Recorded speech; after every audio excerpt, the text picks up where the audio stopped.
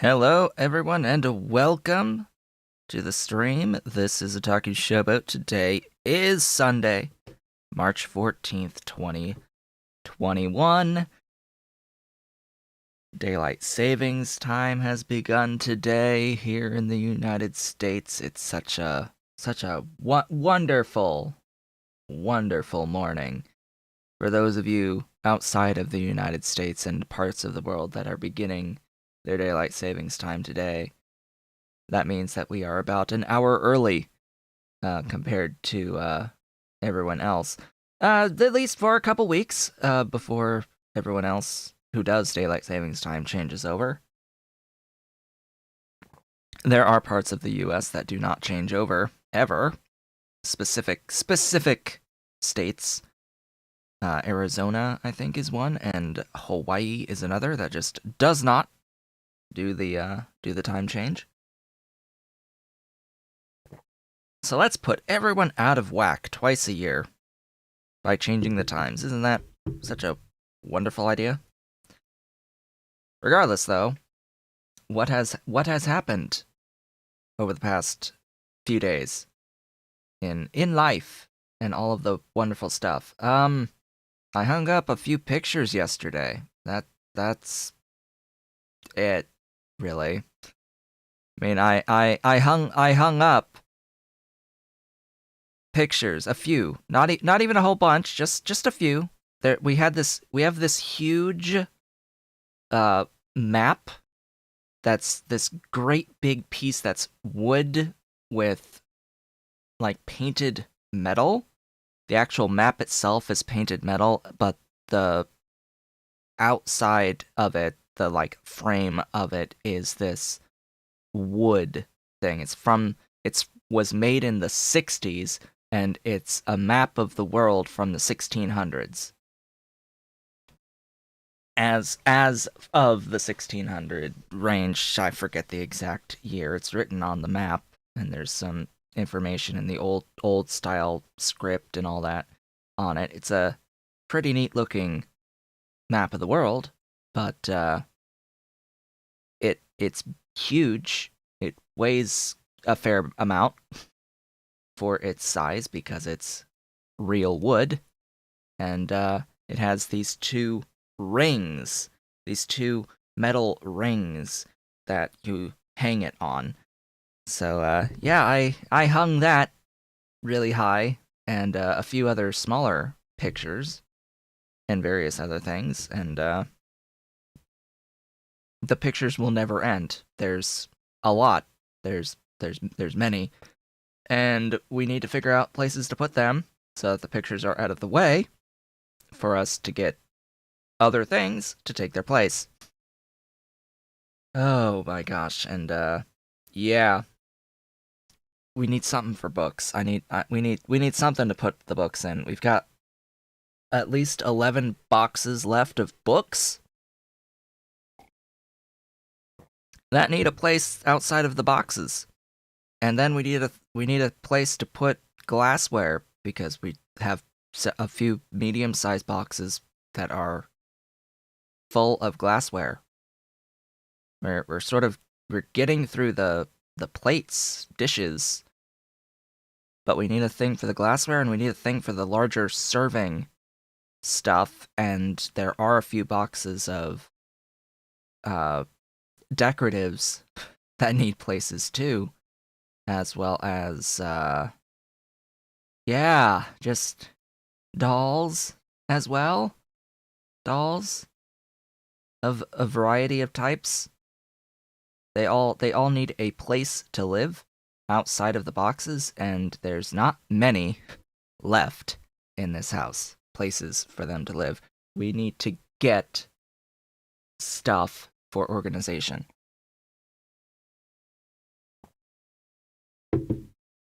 But at least we have money now around here, at least temporarily. Yeah. Thank you for stimulus. We're always among the first to receive that, so we're able to catch up now on where we were behind previously. And yeah, I've gotten a few things ordered. Apparently I will have arriving today something. I ordered a new set of sheets and blankets. I ordered like a bed set thing that'll arrive later in the week, but I also got a blanket to go with it. Because my bedding is extremely worn out and isn't effective anymore. I need new bedding. I've needed new bedding, and I've gotten new bedding as well as new shoes. I haven't bought shoes in a year and a half, and am replacing my shoes with the exact same shoes. Like the exact same shoes. These are the what are they? The Skechers Go Walk 4 that I wear. That are like $45 for a pair. Got those coming. Got some other interesting things, I think. Maybe on the way. I've already forgotten. But yeah, things are going to be improving ever so slightly because of all of this. Now, Factorio. I've done a few things. Just a few things off screen between last time and this time. This has grown, is continuing to grow, and will continue to grow the entire time I'm playing this map. The entire rest of the time I am playing this map. The solar power must grow. And how much solar power do we currently have? Oh, 105,000 plus solar panels have been physically placed, with even more blueprinted and on the way. And over 90,000 accumulators. It can peak up to 6.8 gigawatts on the recharge. Minus 500k for the amount of the steam engines, but hey, that's better. Better than it was before. In order to continue to grow the power, I have done I have made a new train station down here for making additional solar panels and accumulators, and eventually it'll likely also be making roboports and radars. Roboports and radars are the other items, and accumulators. So it's these things: solar panels, accumulators, roboports, substations, and radars that I will need to make over here. However,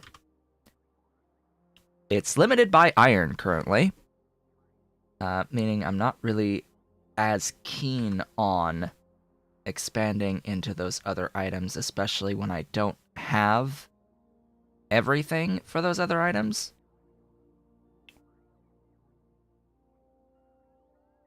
And I'll need to add more inputs into the station. I'll need to delete those guys there and just continue to expand.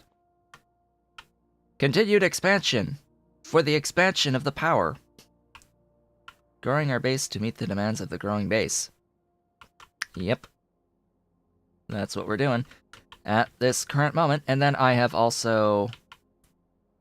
Let's start with, I have gotten online the blue circuit build, so that is moving and accruing in the bulk rail loaders. I have nothing currently using the blue circuits, but this is a build that we did when we last met, for the exception that I did not have it powered, and I did not have, I think, all of the beacons placed yet or something along those lines. I didn't have all the modules in place, definitely. I still don't have speed modules placed in here.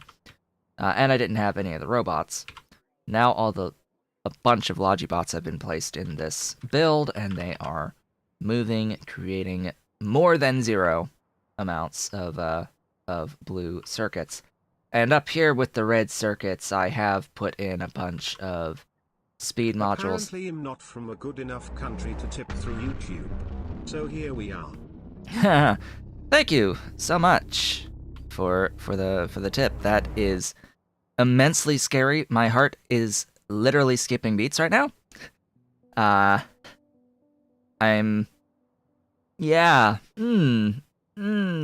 chest. Ow.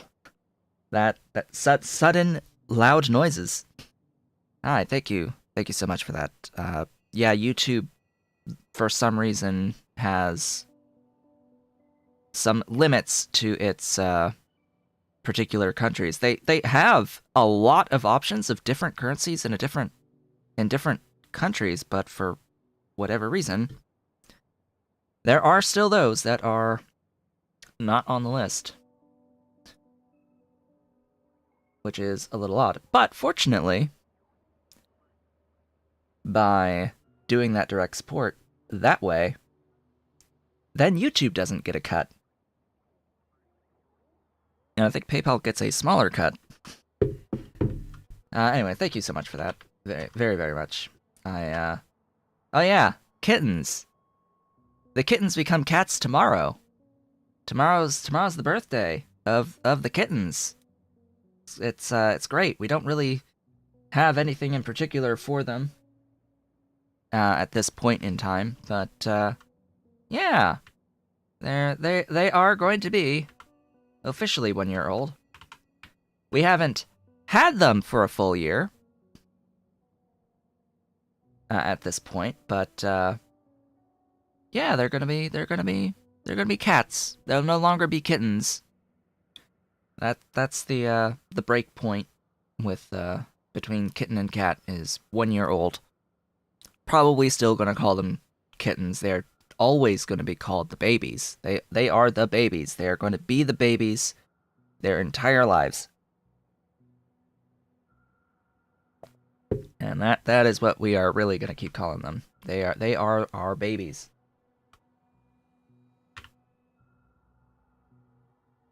However, it turns out that Dolly is still a little bit sensitive, is probably the best way to put it, to specific foods. She did get some adult food yesterday. We gave them some adult cat food, and she threw it up. Sadly, yesterday morning. So that's a little unfortunate. Little bit too rich, that particular brand. Tiki Cat food. Which, I mean, they love. It's fish. It's wonderful fish. They love the fish. It's just, it's a bit rich, and she, I guess, was very, very hungry, and she overate. And she's really small, so that is a lot easier of a thing to happen when you have a small stomach. Especially compared to Ollie. Anyway, today in Factorio, there are several things to do. I want to do a bot-based mall. Excuse me, a bot-based mall. We have a few things that we need to do to get to that point. But yeah, that is really the goal I want to get working on today. Is the mall, the actual mall, rather than having this temporary thing up here and stuff being made on belt. I want to just be able to delete this whole thing and move on with my life, because there's very little of the stuff that's here that I still need for a mall to set up like a true mall. One of those is batteries. The other one is the engine units / electric engine units. And I don't know, I have to look at what these are used for, the low density structures. And I mean, yeah, there's the modules, but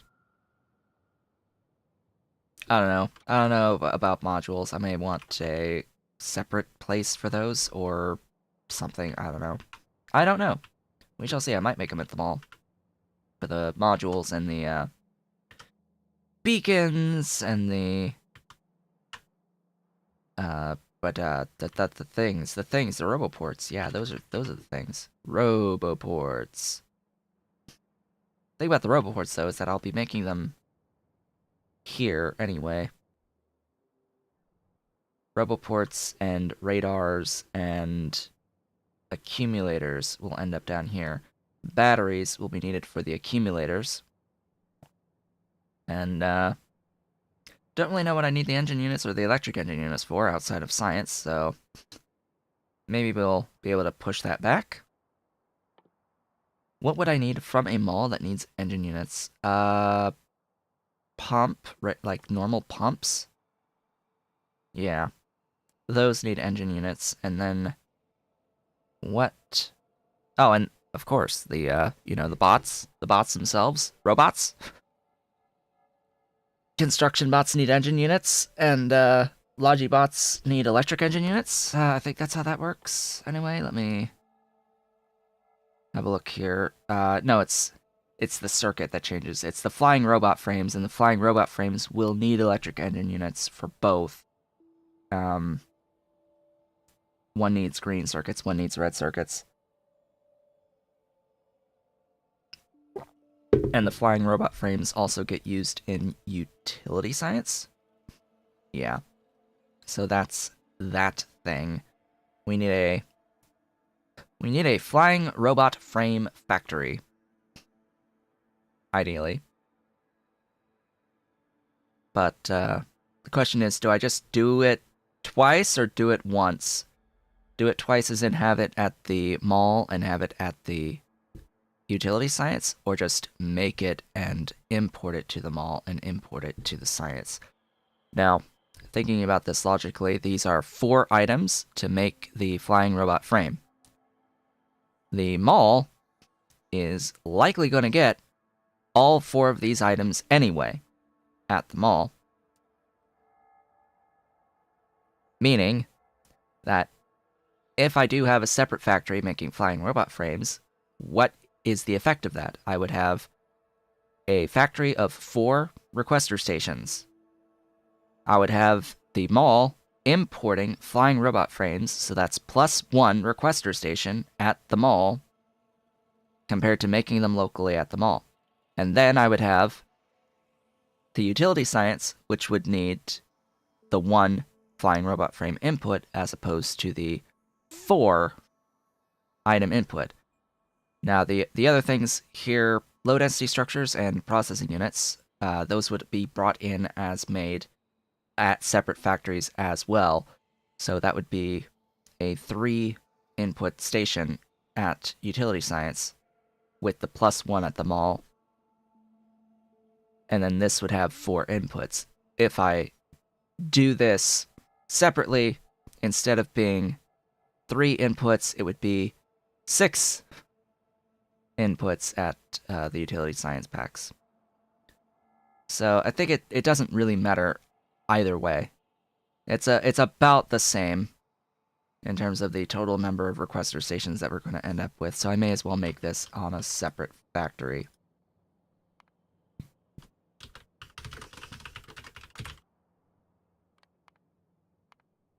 That will have to that is, by necessity, going to have to be after batteries. So, engine units and electric engine units. We can do them both in the same factory, particularly because one is directly used for the other.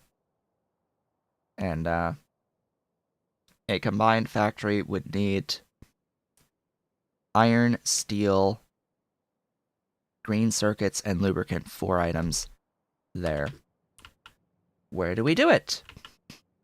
Great question. Where do we do it? We have this immense amount of space in here that I was thinking would be the mall, potentially.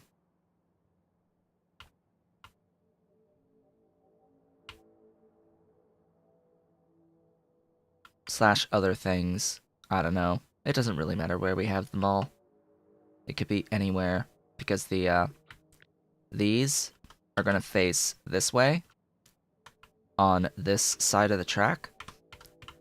So we can have other factories at the beginning of this. Let me see. I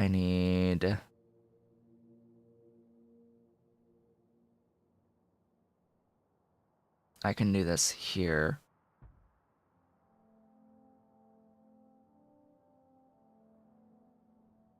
And here.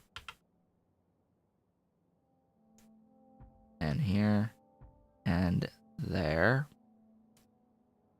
And there.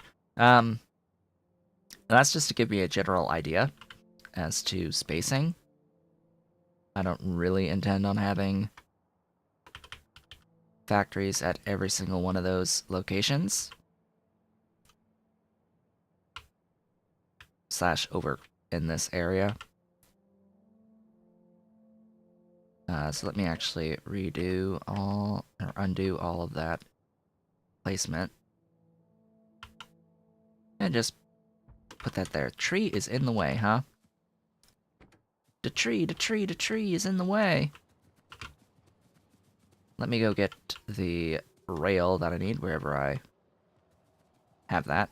Left! Left! Rail is left. Let's get the rail.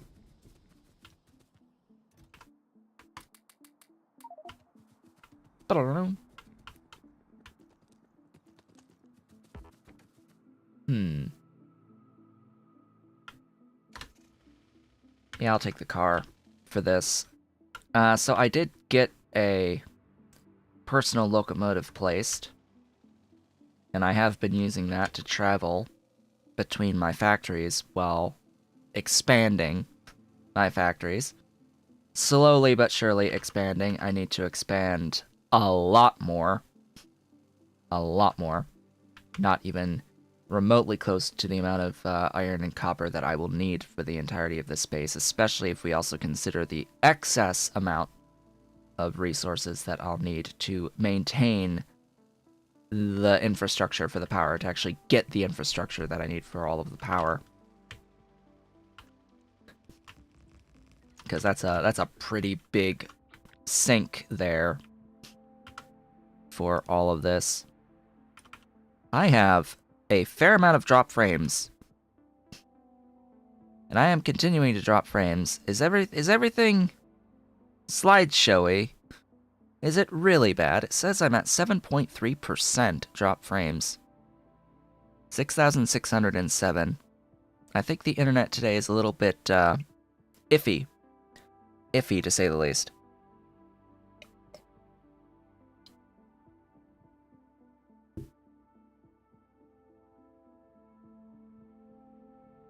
$66.49 right now, and I'm not seeing it go up.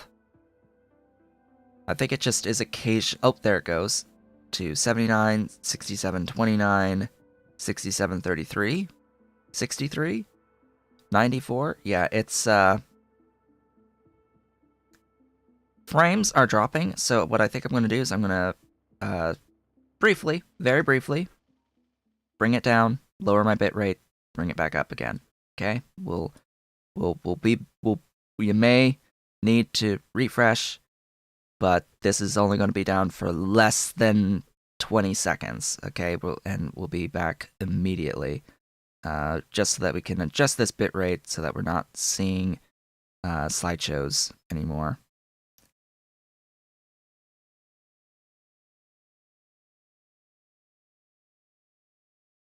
And we should be back. That was quick. I have reduced the bit rate to 4,000 kilobits. We're still at the same frame rate though, so it'll be a little bit more pixelated because of the bit rate being a bit lower. Unfortunate. It happens. It's a weekend, and it's in this area, in this country, the beginning of daylight savings time today. Don't know what effect that's really going to have on the actual network infrastructure for the moment, but yeah, just my area, it seems to be internet's not as ideal. Haven't had major internet issues in a little while, but gosh, do you ever notice when they happen? And it's always upload. With Cox, which is my internet service provider, Cox Communications, their upload is awful. The quality of the service for uploading is just immensely terrible. Immensely terrible. Download rate is fine. Vast majority of the time, download is okay. Within the margins of expectation. Not so with upload. Upload is yeah. Just way beyond anything anyone would ever consider even remotely acceptable on its losses, on its reduction. We're supposed to have a 30 megabit upload connection. I was streaming at 6 just now, and I've had to reduce it to 4 because it could not maintain a solid connection at 6.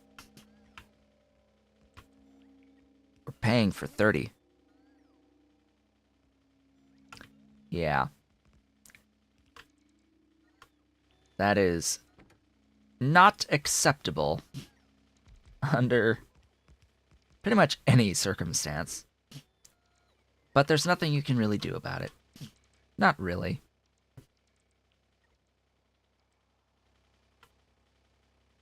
And the actual process to formally complain to, like, actual federal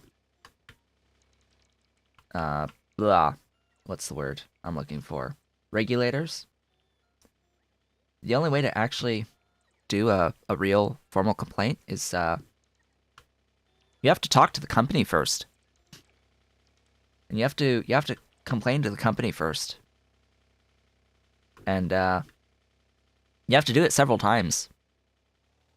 And they have to not do anything in response. And then you can do the formal complaint and have it actually taken even remotely seriously. And even then, nothing will happen. So, yeah. It's great. It's just great. It doesn't matter, because nothing will happen anyway. Okay, this base, this factory, as is going to be every factory from here on out, it's going to be bot-based. And all I really need is one. As it turns out, I kept adding a whole, like, putting a whole bunch of these provider and requester chests. You don't really need them. The bulk rail loader automatically loads and unloads from the single thing really fast. Really fast with my current technology, level of technology. So is okay. Is okay. I needed 4 requester stations, I do believe.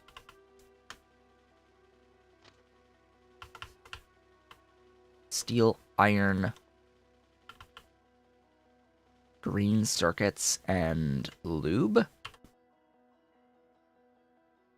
Yes, steel, iron, green circuits, and lube.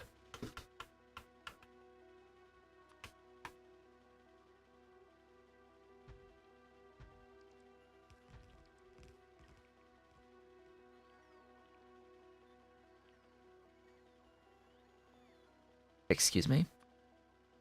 Big sandy rock? Would you please not be in the way?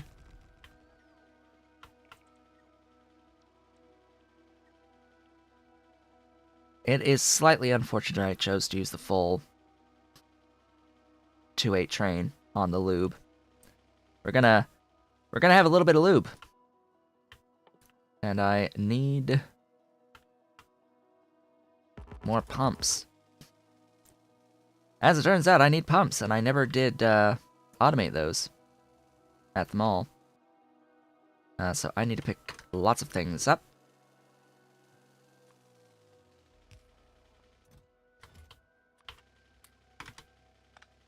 There we go. Clean out some of that. My free inventory. We need to be more free on our free inventory. And I may leave the car behind now and use the train to go back and forth.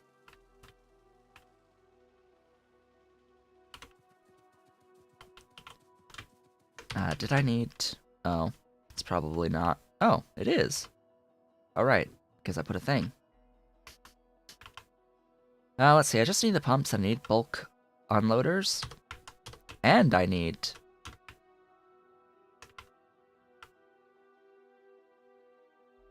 requester stops and arithmetic combinators.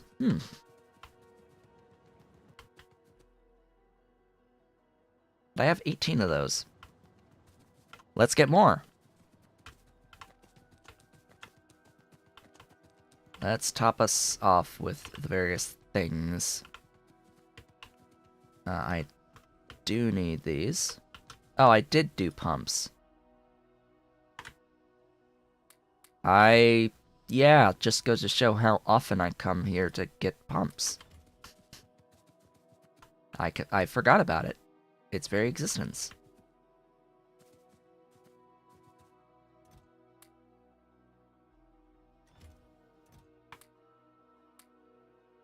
There we go.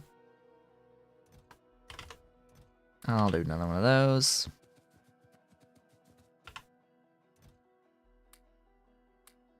Alright, we are topped off on all that stuff. I will need more assembling machines. 42 is a good number to have, but we need more. I'll need lots of other, like, beacons and such, too. Speaking of which...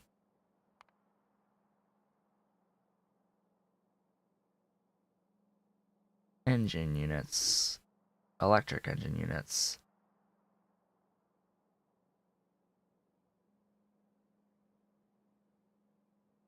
Really? Only 8.6?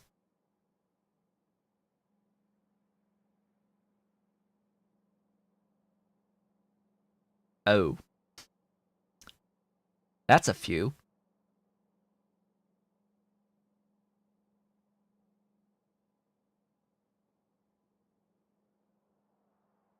Ah, that's why. That would explain a lot.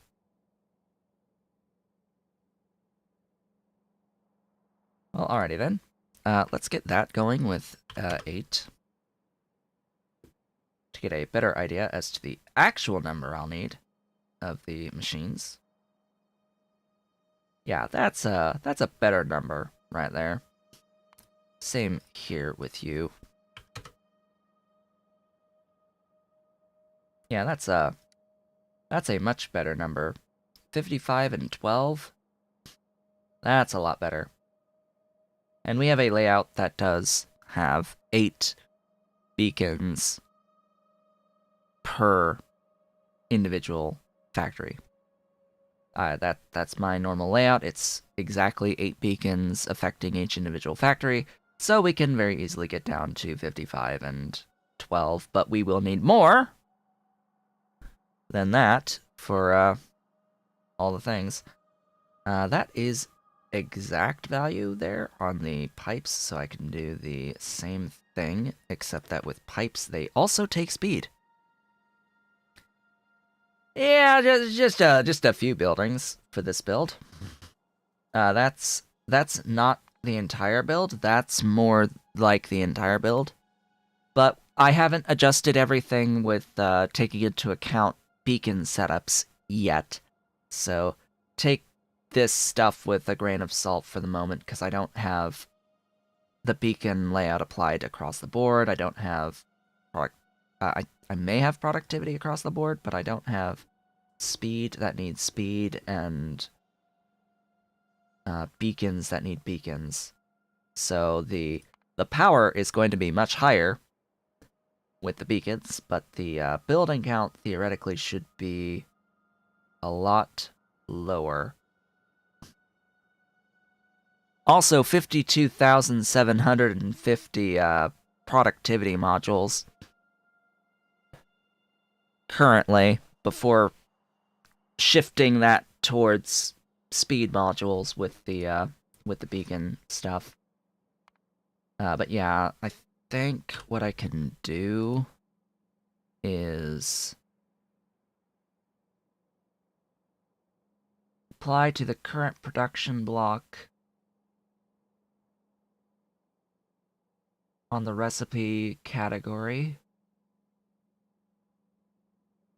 I mean, all of this is going to be speed modules, just across the board. Everything. Even you. Why were you? Oh, because it's only doing it for the recipe category.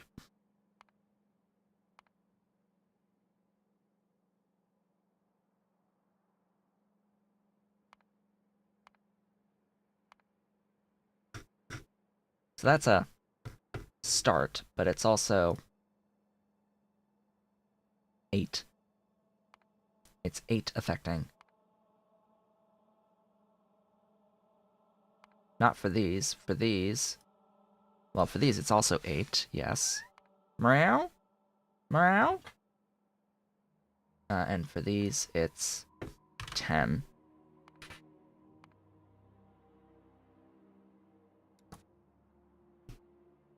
Where's Dolly? Where's my Dolly? Where's my Dolly, Dolly, Dolly? Oh my gosh, that's still a lot. 8 on those. These... I don't know if I want to look at those, per se, for the moment, but, yeah. Wow, the power went down? Huh.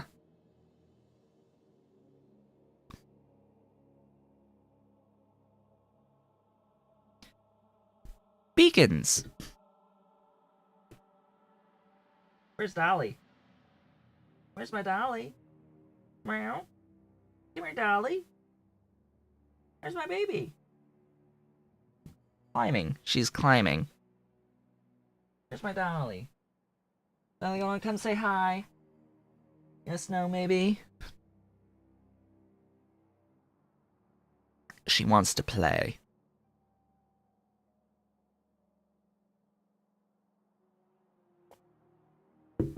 She always wants to play. So that's interesting. Now, yeah, now it looks a little bit better. 9,621. Let's just ignore the fact that I have over 100,000 solar panels placed at the moment, with even more on their way. Let's just let's just ignore the 109,000 solar panels. Do I like the new UI of Hellmod? No, not particularly. Overall, fine. I don't like that they replaced sliders with these buttons. I don't like these buttons at all. The removal of the whole element that had written out in plain text what the settings are. Like, why the hell is this a drop down now? Like, what? Or was it always? I've already forgotten. I've already forgotten. I don't like these buttons. They look like trash to me. Extremely low resolution trash.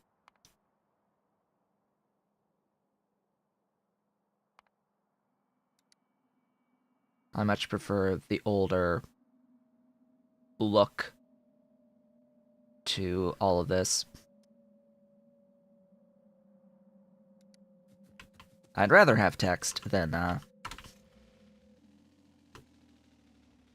ugly icons. Text over ugly icons, please. Ugly icons that have no meaning to me unless I actually hover over it to see, like, what the thing is. Right? I shouldn't have to rely on tooltips.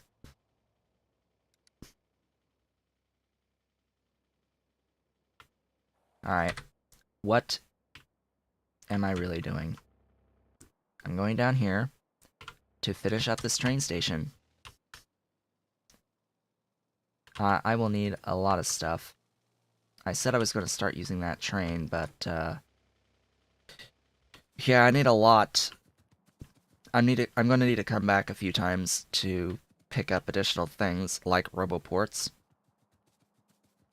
and robots for the roboports. But we are able to do this a bit faster by train, seeing how we have to go all that far.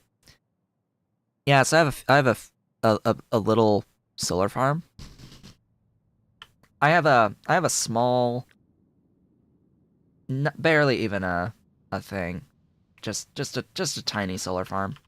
How are you not in vision? What?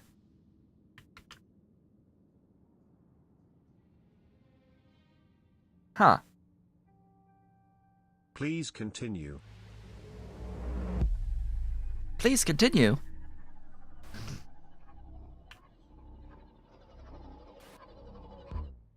Why, hello.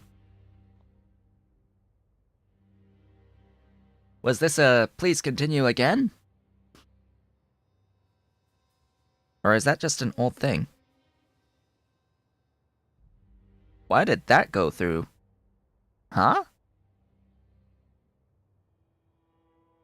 Question mark? I think that's an old super chat. That did go through at the time.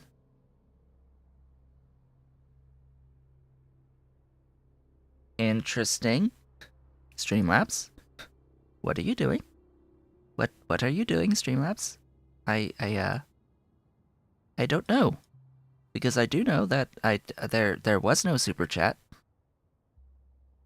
Vicky did do a super chat 25 days ago with that same message. Please continue for the Autonauts series.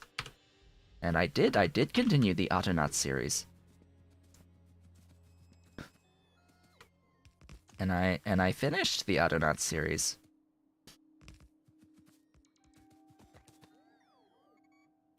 I did not finish the oh, I didn't grab the bulk rail unloaders.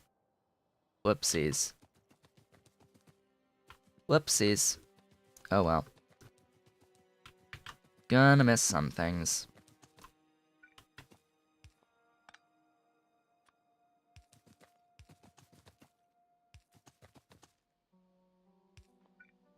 I don't know why that went through again. Interesting. Interesting.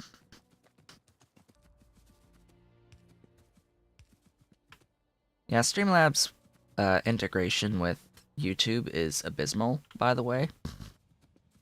It is really buggy. Like, extremely buggy. And I don't know why. Just is what it is. For whatever reason. In particular, it misses a lot of subscribers. Well, part of that is a YouTube thing. In order to have your notification come up if you subscribe to the channel, you need to have public subscription enabled.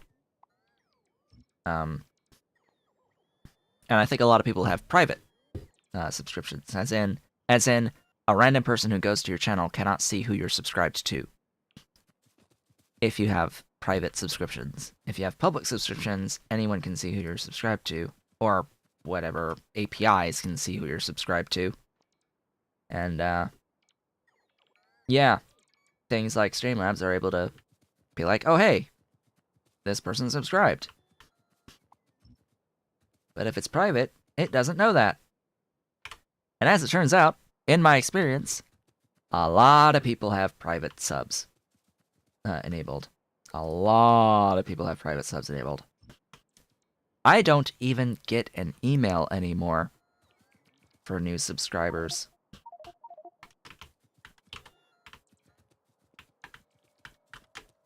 I haven't actually seen an email for a new subscriber in a very long time. But they are happening. I do know that they are happening. We are up to, what was it? 1,262? 61? 1,261 subscribers, plus 31 in last 28 days. Which is, I think, among the highest. It's pretty good.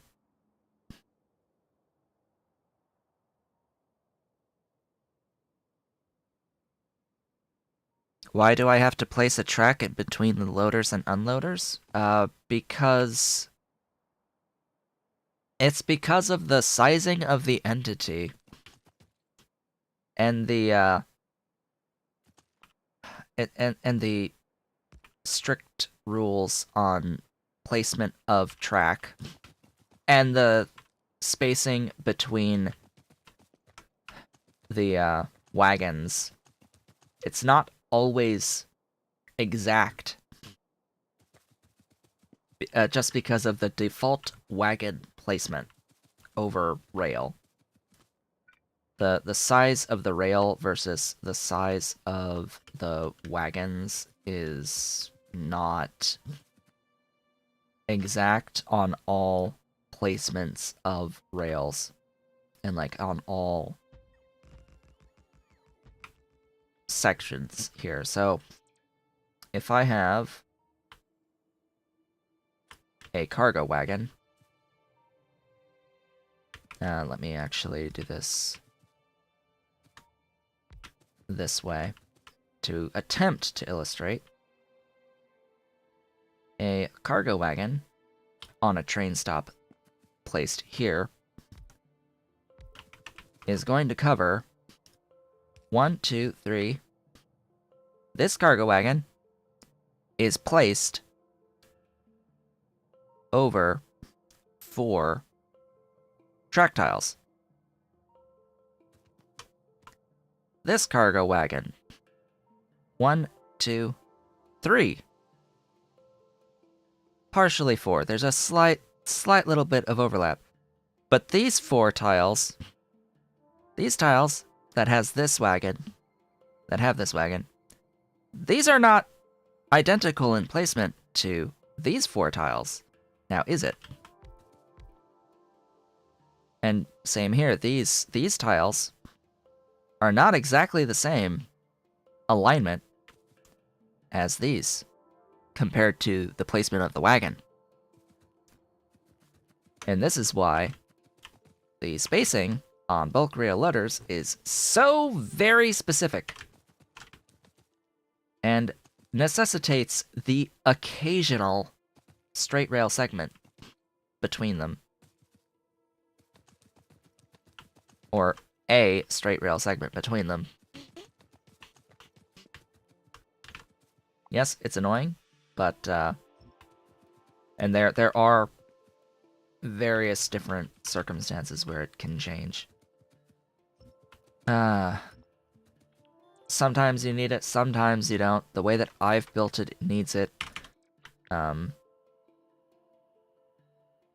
yeah, it doesn't automatically connect, which I think is the biggest niggle, the biggest problem. It would be nice if it would auto place the extra rail segment when it needs it, but that requires script work, and yeah, not gonna hold my breath for it. Not gonna hold my breath. Okay.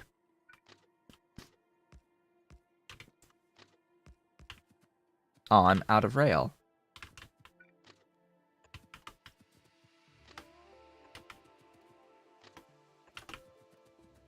That will do.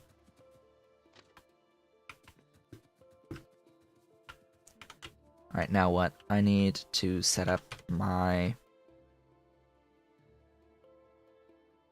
doohickey. Are all those running? No, we've got free bots here, so it is operating at the full throughput of the furnace line. So each one of these furnaces up here, by the way, is being beaconed by 8 total beacons. Every single furnace on the line. So getting the equivalent of 4 level 3 speed modules for each. And with their productivity at level 3, 2 of those in each one, they get a plus 370% crafting speed bonus, making them 9.4 each across the board. Clearly, not enough for the mining up here. Clearly, I need more. I need more. MOAR, more. More. And clearly, I need more charging. More charging. Okay. While I'm here, and while I have the selling machines and the beacons and all that, let's clear out some of my inventory. It is the exact same setup and layout, just with assembly machines. I'm doing that right here, buddy, right here.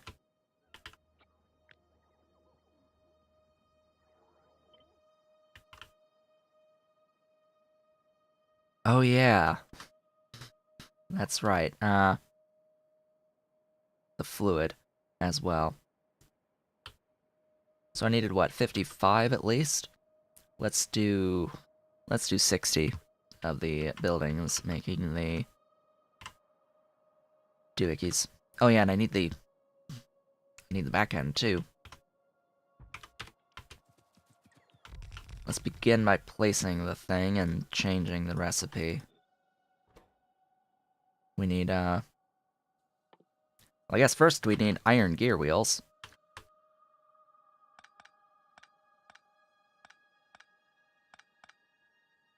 There we go. How many? Well, let's get this actually moved to a different block.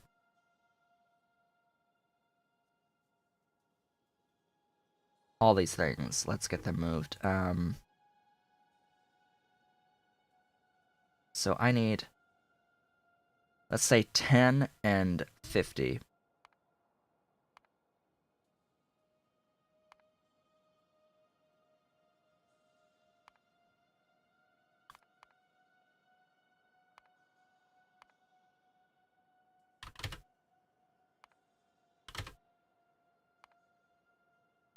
Why are you not defaulting?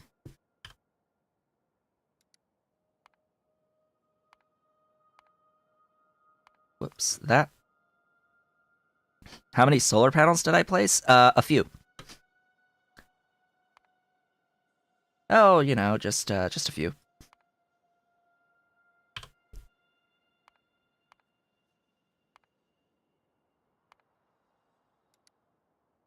All right, that's a number. Huh? 8. Come on, there you go.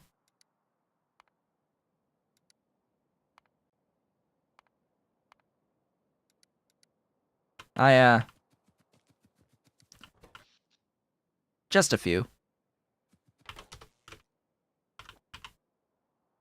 Just a few solar panels. Not enough. Not enough. I need to keep expanding this.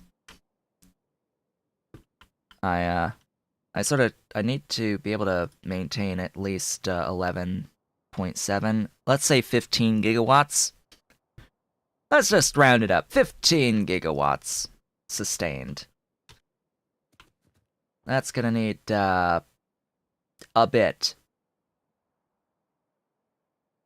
So we're peaking in the 7s right now. That's peak, not sustained. So, you know, we need to double it. Yeah, I need to double this.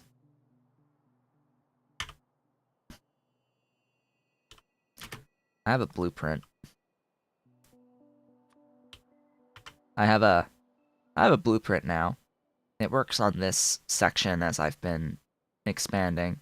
It's a little off on this side, but this side it's all the same. I tweaked it to get the exact position so I can just do yoink.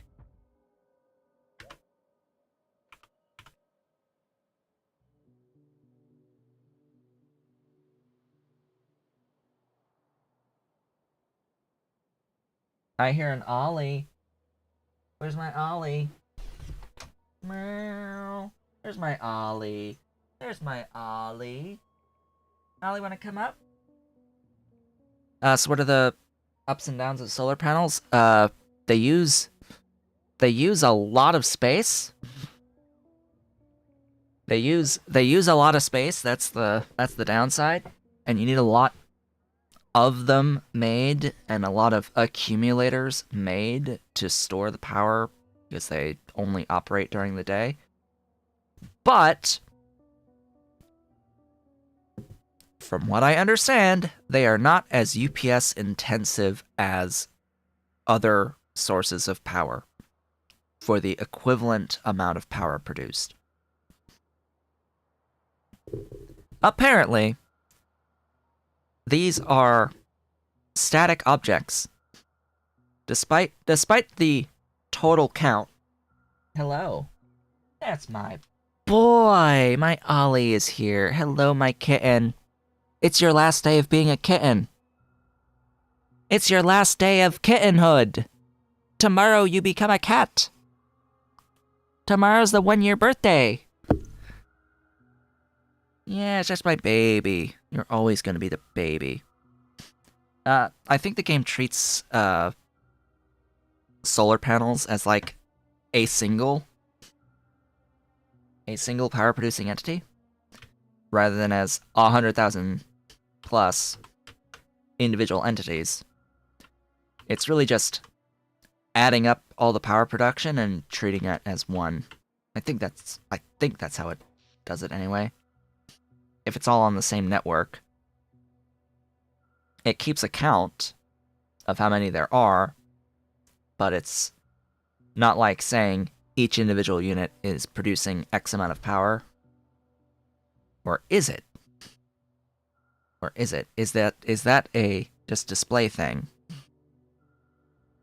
They don't make pollution. That's the other thing about them. I think the arguments are UPS and no pollution at all normally. So in a standard game, if you're playing with pollution and biters, solar panels reduce your pollution because you're not making any pollution by using them. Although, let me have a look. Let's see, and the accumulators don't have pollution either. They are clean, green energy.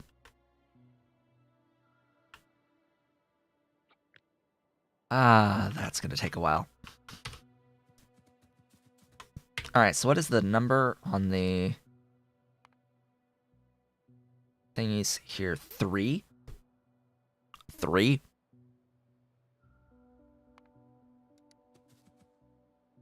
Three.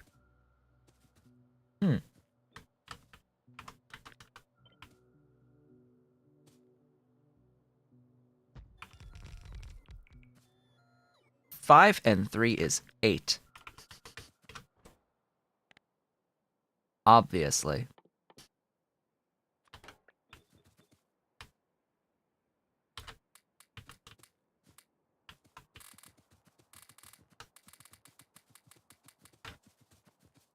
Glorious.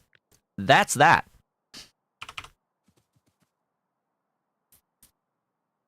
So that's the back end for the build. Then I need 75. Oh boy. 75.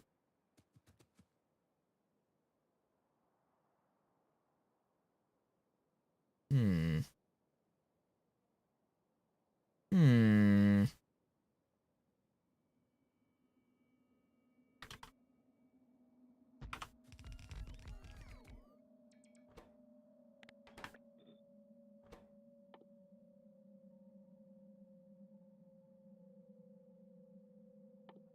Engine units.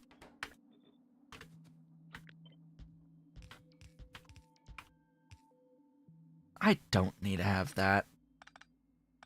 These are slow enough. I don't need to worry about the throughput of the inserter not being good enough. Yeah, those.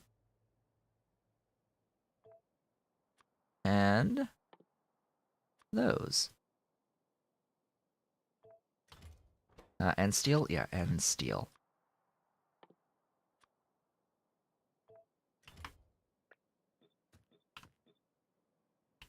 And speed. Glorious speed. How am I going to get 75 of these? Oh boy.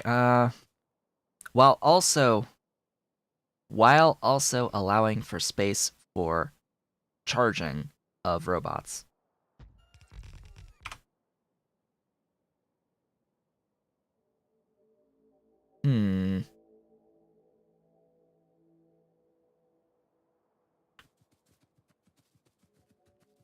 I do like this arrangement. I don't want to expand too much to the left. I don't want to expand too much this way. The reason for that is that extends the amount of flight time, right? It's a larger distance for robots to cover. So there are going to be robots flying to here from as far away as here, right? And this is going to be at least 3 layers of roboports. Just lines, at least 3 layers of roboports right in here for charging. I don't need to worry about the fluid, at least, but I will need to worry about everything else. Now, 75, I also have to be concerned about going too far down, because that's, again, distance traveled with these 13. So my thought.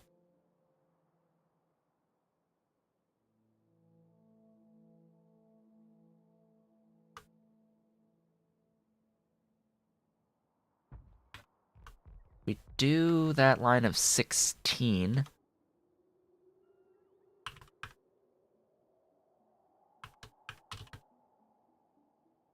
But we trim one off.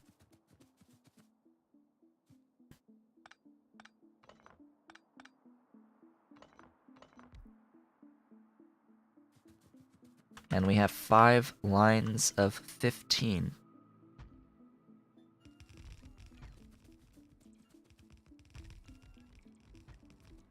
And then the last line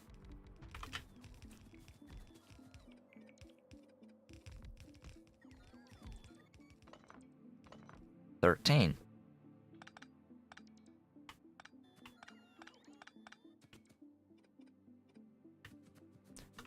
And it will be the electric engine units.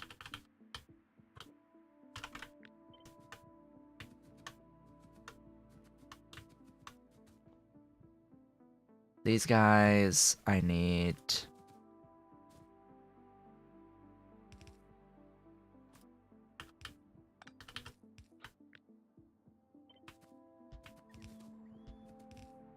Excuse me? There you go. Glorious pipes. Wait, that's not 13. That's 12.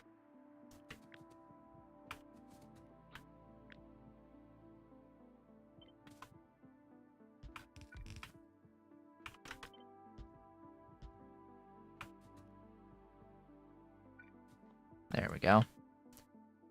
That works. I mean, it's the wrong side.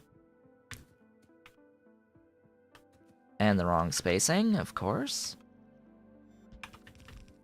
There it goes.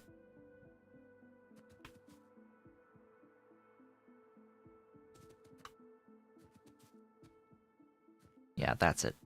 Right there, that's that. Beautiful. Glorious. And magnificent.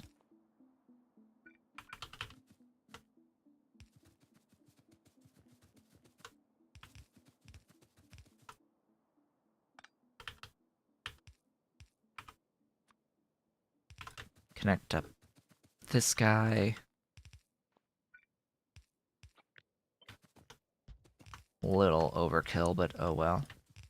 On the lube. Only 107.2 lube required for this build. Huzzah. And then I need to change to engine units and electronic circuits.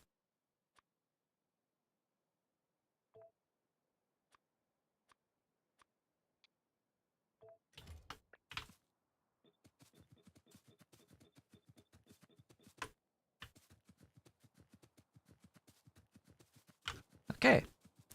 Outside of the beacons and the modules and all of the everything for the charging, I think we're fine now. I'm a little bit cautious about this, though, this side of things. I may need to increase the gap a little bit and shove in some roboports, but we'll hold off on that thought for the moment. I want to do something akin to this. Alright.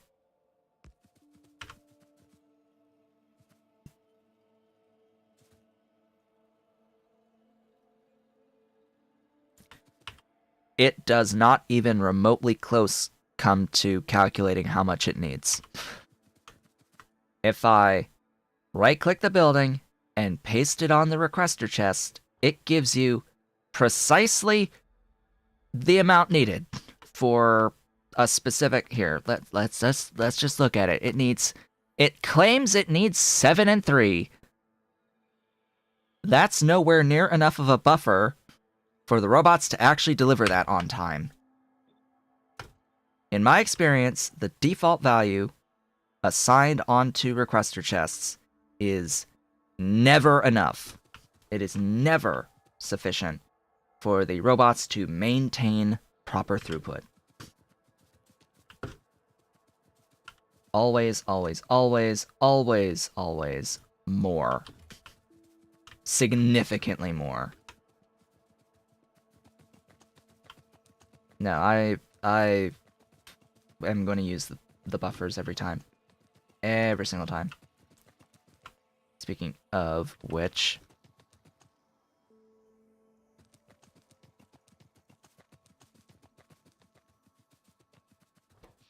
yeah, it's not enough. I am telling you, in my experience, it's never been enough.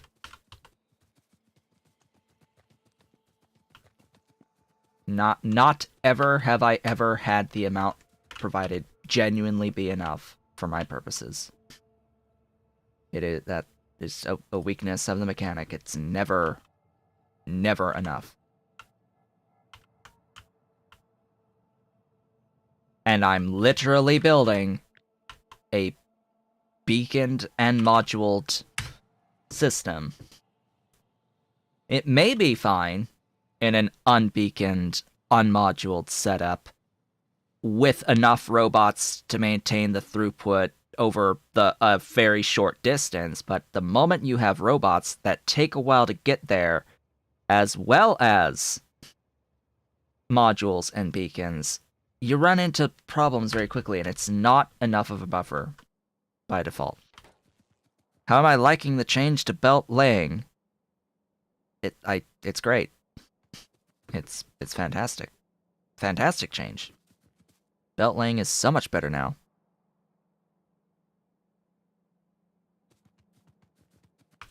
It is significantly better now of a mechanic to auto-place the stuff. Now, are there specific situations that I would rather it not? Such as one of these situations where I just wanna... okay, maybe not in that situation, but there are specific situations where I want to actually change the direction of a belt, and it ends up jumping. There are specific situations, and it's not great at underground distance, so this or this, that's the preferred. But what ends up happening is this. So you have to delete and adjust manually still. That's the one major thing. The biggest issue, which isn't even that big of an issue. Alright, what am I here for? I'm here for unloaders. Bulk rail unloaders. Let's not forget those this time.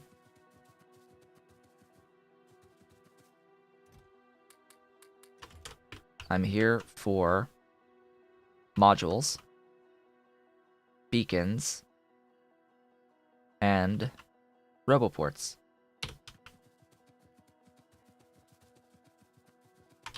Not all of which will fit in my inventory, as well as robots, but I'm not as concerned quite yet about any of that.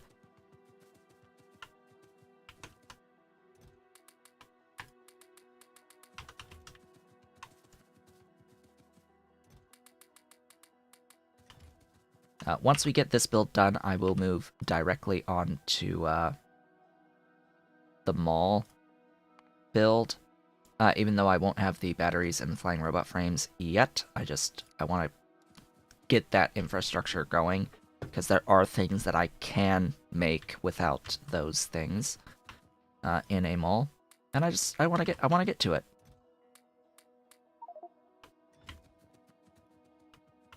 Alright, we'll go ahead and do this trip. I just wanted the engine unit stuff moving at the start, and I'm realizing that that I put these chests here when these are the requester chests, not the provider chests. Whoops. Whoopsies. Go park there. Oh, and I need another doohickey supplier station.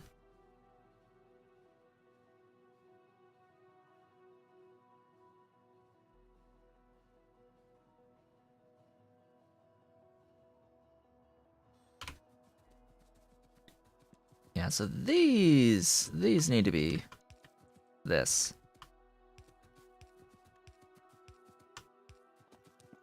It's these down here. These need to be this.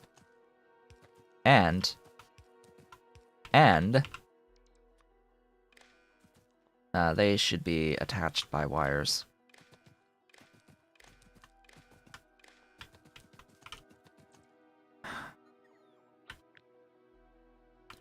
The other sad part about bulk rail loaders is they don't paste on top of each other. It's a little sad. Like they don't handle copy paste at all with bulk rail loaders. Oh gosh. Computer. We got slowdown there for a moment. That's all of it? Wow. Alrighty then.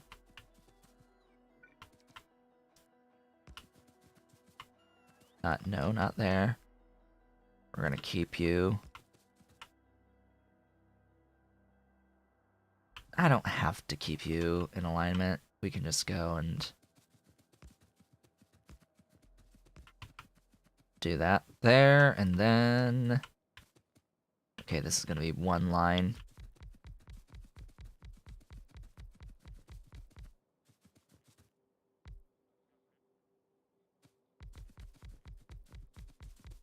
Yes, it is. I mean, that's the whole point I was making earlier.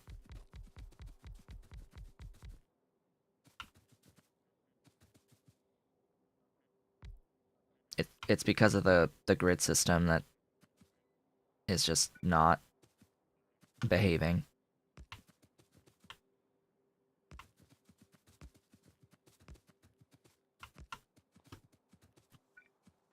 Just gotta blame the grid system. Okay, and then I need them in between all here.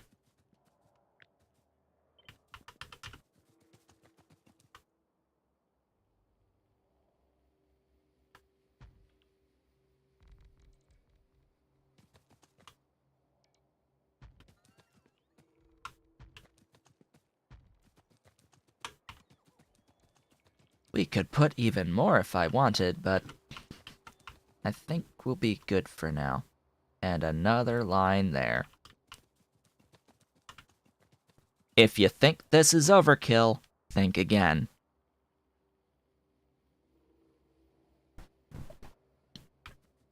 Aha! Yeah, I am gonna need another thingy. Duh. I'm gonna need a gap.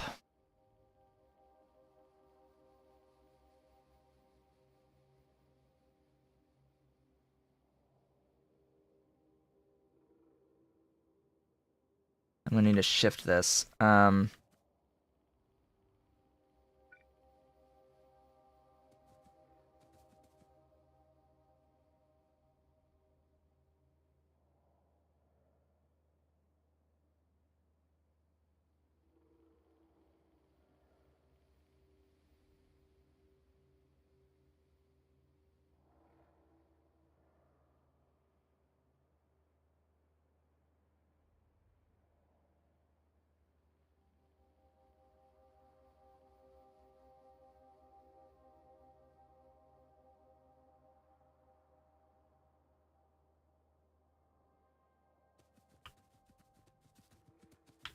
I'm just trying to think about how I want to do it.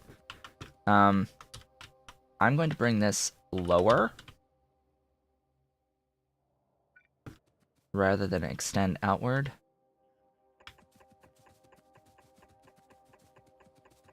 Primarily because that's how I've done it the whole time, but yeah, so we're gonna have like this line here. This provides all the way to there, so that is the bottom of this row. Meaning as long as I can place a line here or higher,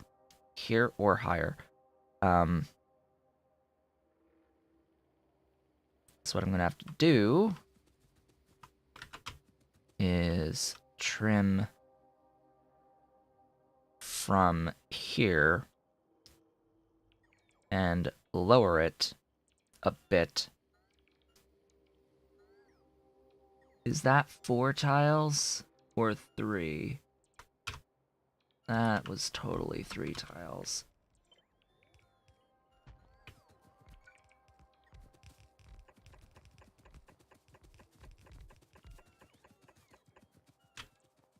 Now that is only 1 line.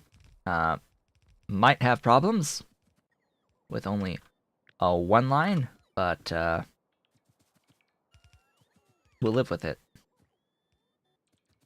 We shall live with it.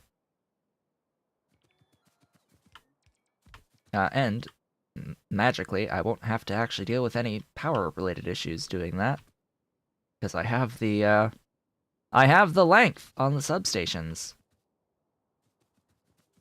It's fine. Now this, of course, did shift a little bit for the power draw. Alright, we are now good. We are now good. Give me... I will need to get some robots now.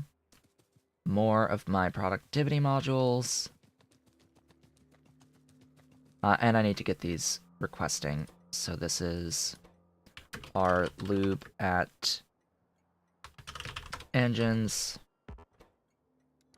Our steel at engines. Our circuits at engines. Our iron at engines.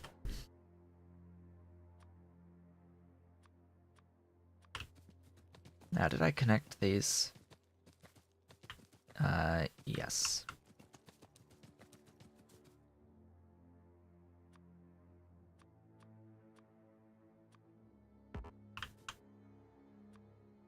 Green circuits.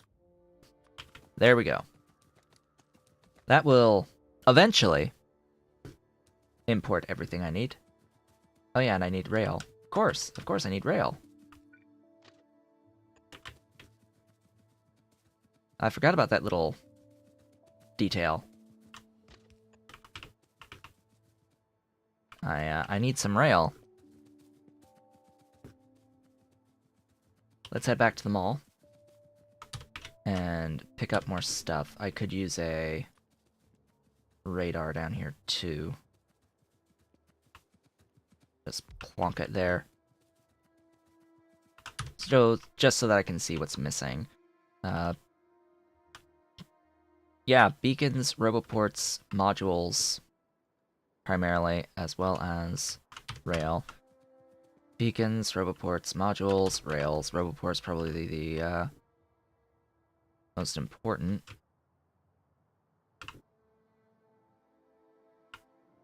Roboports and rails, most important. And I need another supplier station. Right. We're supplying both engine units and electric engine units, so I will need both things.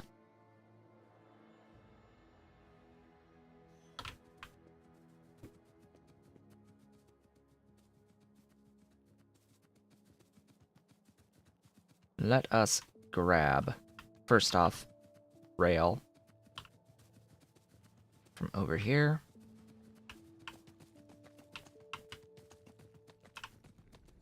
Oh, you could use the car to make it go faster. I know, but soon enough we won't have to worry about doing all this running around. We can just go and park and have stuff delivered to us. That'll be what we do, hopefully, in our second half that we will begin very shortly. Roboports.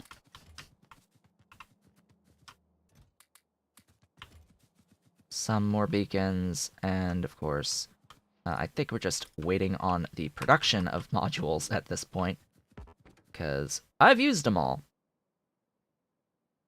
Ah, I'll take the car. That seems like a much better plan. Let's just take the car down and fill it with stuffs.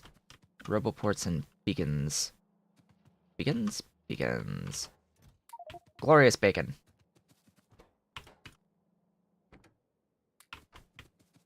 Enjoy the crispy bacon. Let's go.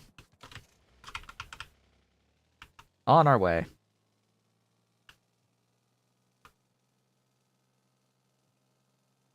Ah!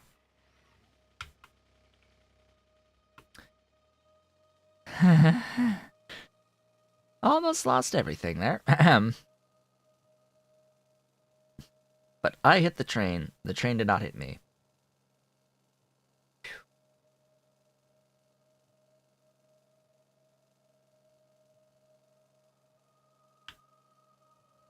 Alright, let's get going here. Next up.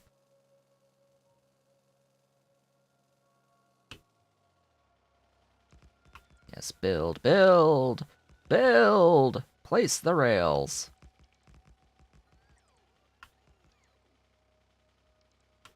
Also,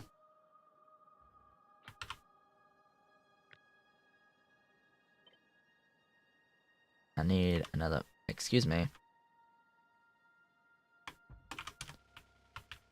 I don't need that, chest that you put there.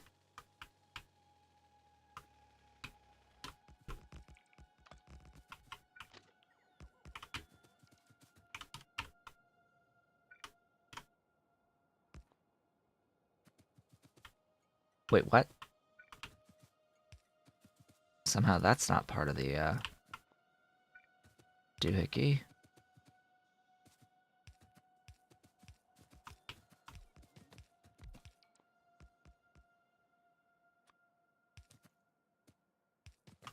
I need to grab some of these requester chests. I think the car has some, actually. Yep, car has them.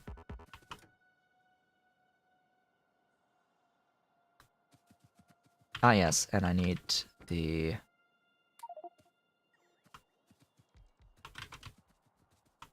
roboports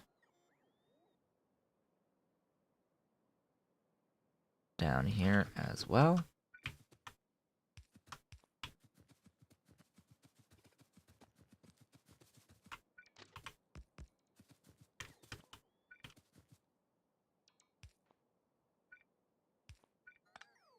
There. Ta-da! Place the beacons. And as many of the modules as you can. Okay, beacons are finished. Okay, I brought too many beacons. Never! Never too many beacons! There's never too many beacons.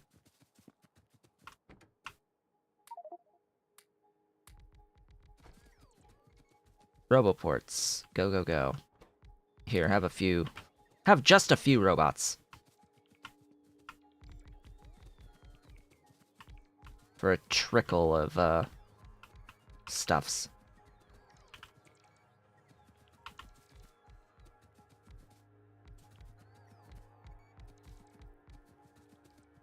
And you've placed it down there too. Yep. Okay. good step one. It looks like I need even more roboports.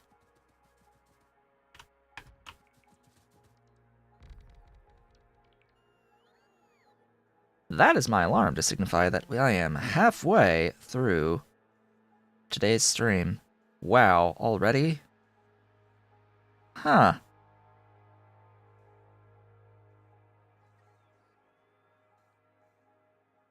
Interesting.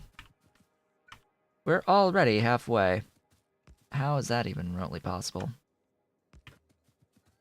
What have we been doing? This! Making things! We've been doing stuff and making things, and I didn't put in the request for the lube, now did I? No, I did not. Fluids? Lube. Let the lube flow! The lube shall flow. On this day, the lube shall flow. I will get some of my productivity modules out of the car so that we can at least do these later steps productively. The most important of the steps are the later steps. I hope I have enough for all of it, and I do. That's all of the beacons and modules. Okay, all this build needs is enough robots to operate fully, and the trains, of course, placed and all of that. I may not want to load all 8 wagons of these trains as well. Let's keep that in mind. Maybe just a couple wagons. The throughput is relatively low on the electric engine units anyway. But with that, folks, I'm going to take a brief break, get up, stretch the legs, and all that. Just a few minutes. When I come back, we're going to wrap up this build and get started on what will be the mall area. And once I've done what I can of the mall area, we'll move on to things like the batteries and flying robot frames builds. I shall return shortly.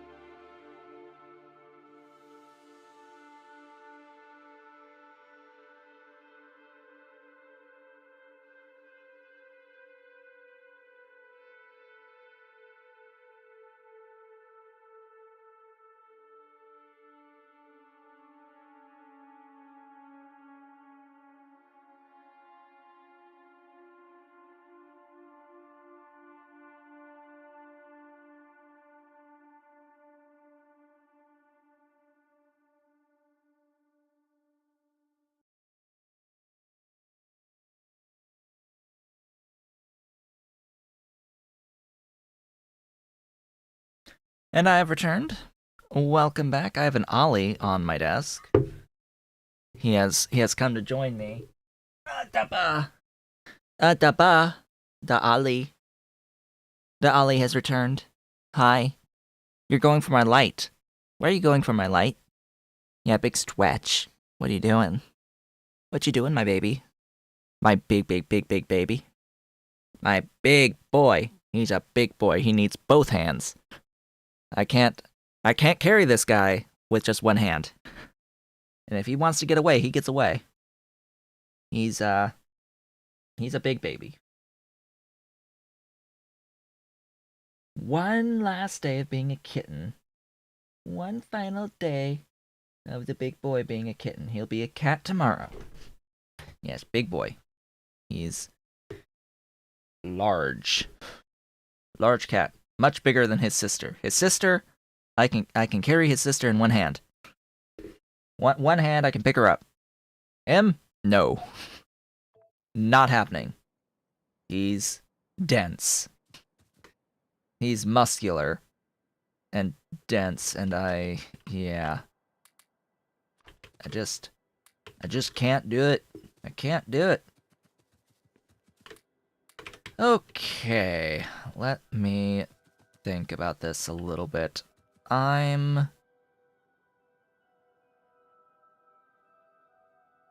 Stack size is 50 for these.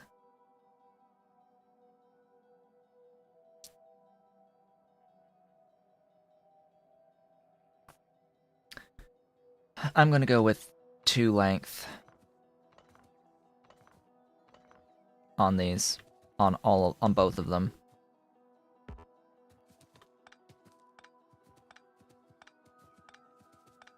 Makes them shorter, makes them faster.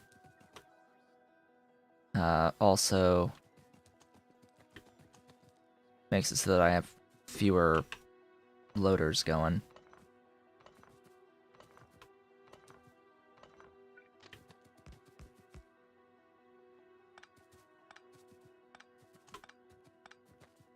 And yes, 2-2. 2-2 trains. How glorious. The glorious 2-2 trains. The glorious choo-choo trains. 2-2. Let's see. So this is going to be supply engine units. Supply electric engine units. You are going to be requesting engine units. All of them. And then the ones down here. Oh, we've got our lube. The lube is flowing at this point. And then here we'll have our electric engine units. Of which we have actually made some electric engine units. Cool.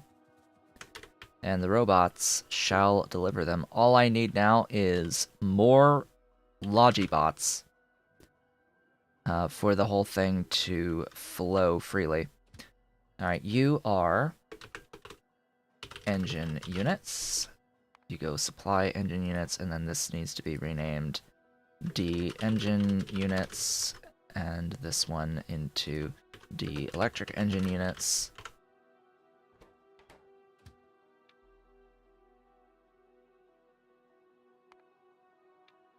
Full cargo, circuit condition, auto magic.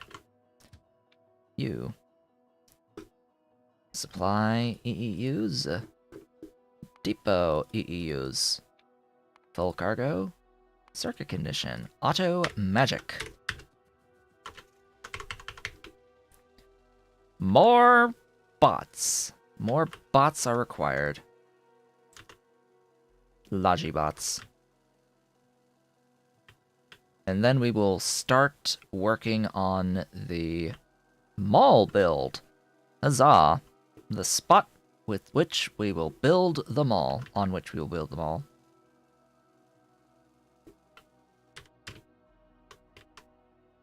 Glorious. Ah, the power is ever expanding. Exactly as planned.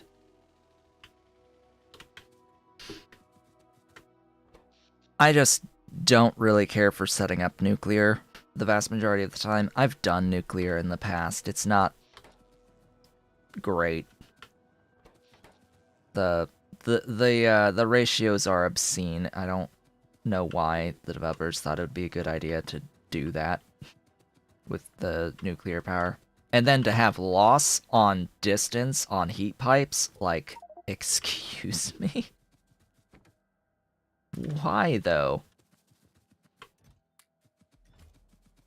Why, though? Oh, but it makes you have to build compactly. But why, though? But why? Why? And then why do you increase the efficiency of reactors based off of adjacent reactors? Like, huh? Making it so that the ones on the edges don't have as high of efficiency? Like, huh? But consistency. But consistency, though. I want all my reactors operating at the same efficiency. Why would I ever want a system where we have to do more math? Enjoy. Oops, not those. Enjoy. Enjoy your robots. Where did I park? Right here. Duh. We are at 0 of 950. We are at 0 of 1300. We're at 0 of 1650. Wow. Once the buffers fill, everything will be fine. Once the buffers fill, we won't need as many robots active. It's just the initial burst of, oh hey, we need lots of things. And then the other thing to keep an eye on is charging. As long as the bots are able to charge, it's fine. And as long as we don't have queues, we don't want to have big queues of robots trying to charge at any one time. That's how you know you don't have enough charging, is if the bots start to queue at the roboports.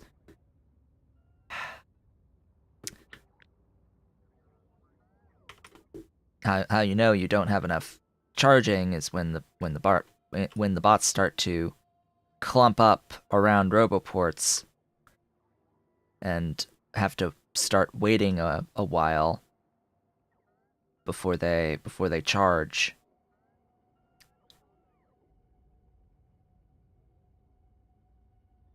Yeah, I need more thingies here. The problem is that's not a thing I can very easily fix. Yeah. The only way out of this situation, besides literally cutting the whole thing and moving it a tile to the side, is making the bots faster.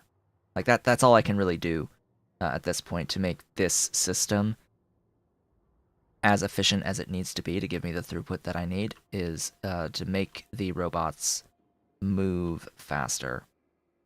If they can move faster, they don't need to charge as frequently.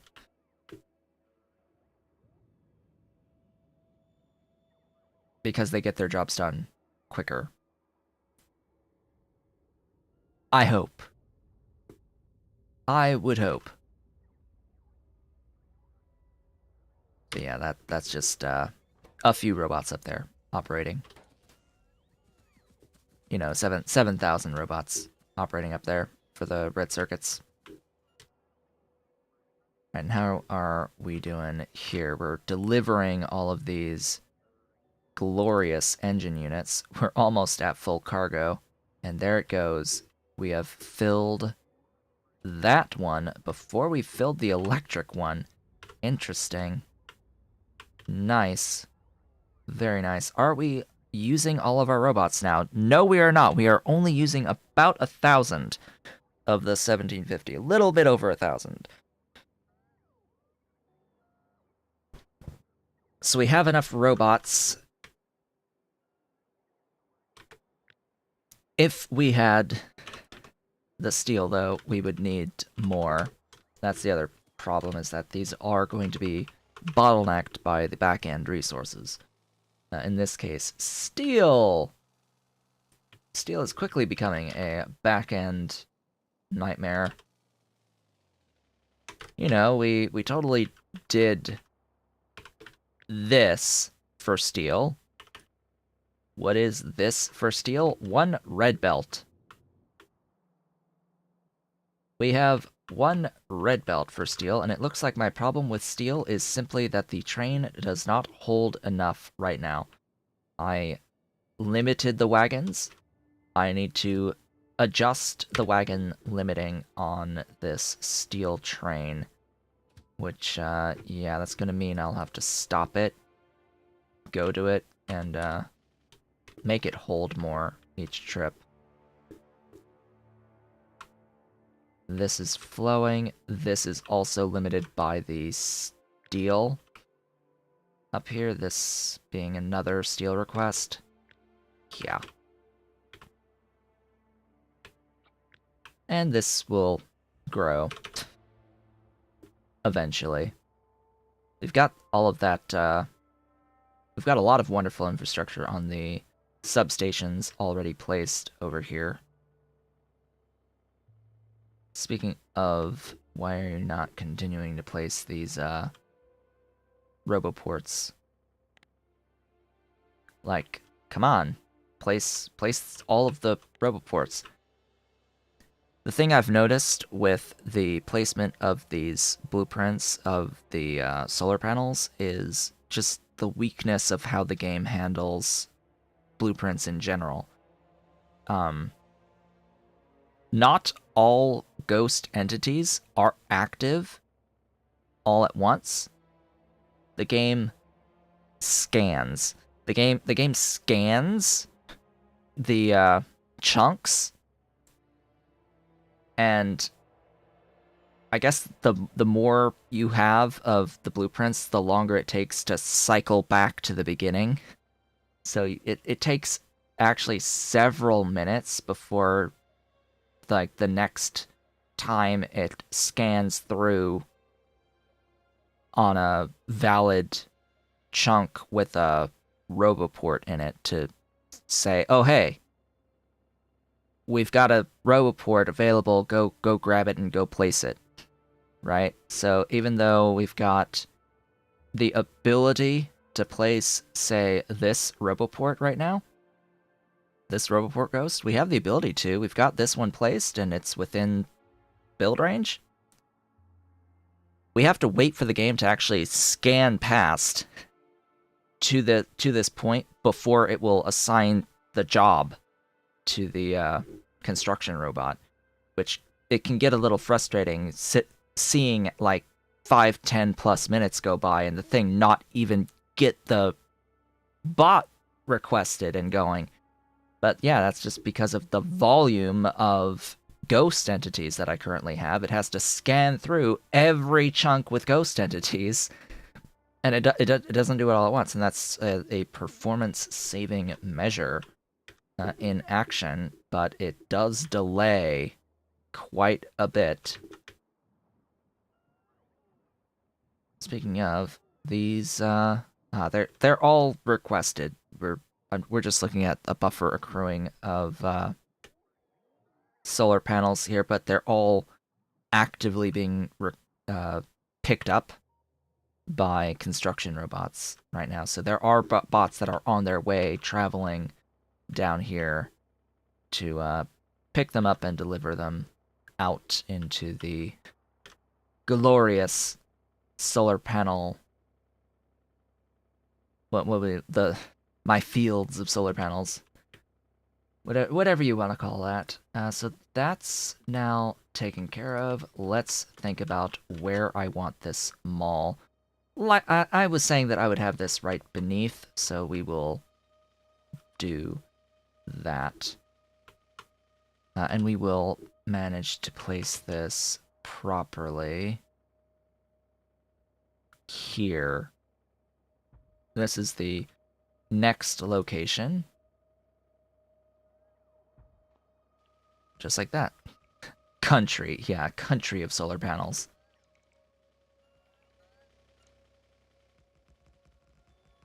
This be solar panel country.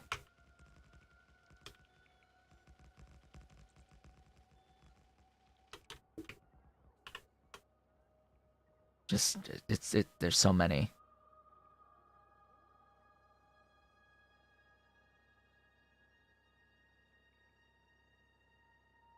Other games choke on the entity counts. Yeah, Factorio will still choke on entity counts as well. It's just it handles solar panels very differently than regular entities. These are static with 0 animations on them, and while the accumulators have animations, like the network really sees this as one thing producing power, as far as I'm aware.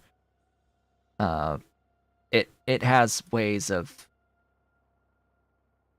like tricking the system instead of having to do everything as like 100,000+ individual entities doing stuff. It's not. But I've had Factorio choke, like, if I had Pyanodon's mods installed at this scale of base, I would be under 60 frames per second right now. Like, if we think about things for a second, I'm at utility science on this playthrough. If I was at utility science on a Pyanodon's playthrough, which granted, yes, has significantly more entities, because there's a significant amount of scale that you need in that mod set, and the buildings are not, like, the artwork for that mod set is not even remotely close to being optimized, and it uses loads of VRAM for each individual entity that you've put down, and it adds up very quickly, and you do start seeing performance penalties in Pyanodon's mods at green science. I've had it happen as early as on the way to chemical science, like before chem science. I've had performance issues with Pyanodon's mods because of the sheer number of buildings, different types of buildings, different animations, different scripts that are running on buildings, like all the things that are going on.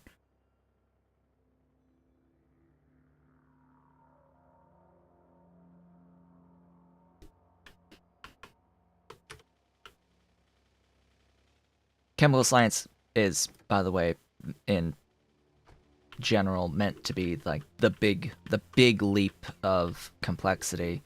It's like that in the base game as well. It's very, very specifically designed to be the biggest leap of complexity, and takes the longest, quote unquote, to get through and to figure out. And yes, is the gateway to producing faster machines, better machines that will reduce your back end. But at that point, you actually need the extra production that the Mark IIs would provide you at the same scale at which you've already built, as you go forward into production and utility science. And of course, these days there's Pi Alien Life, so with your Pi Science as well, which you should have before getting Chem Science. And I don't know what edits have been made to Pyanodon's mods since the last time I played it. I have not really looked at or touched those mods in a few months now. Several months now. Whenever the last time I played it was. I'm sure things have changed significantly. maybe not exactly always for the better either. It's very specifically designed to be a slow experience. There's been a lot of, well, I don't know if we call what they do balancing. Let's be honest. It's a semblance of balancing. Yes, there is a new energy mod. I do know about the energy mod thing, and I technically I have access to top secret area, which means that I could download the testing copies of the energy mod if I wanted to, and mess around with it, test it out and such, but I...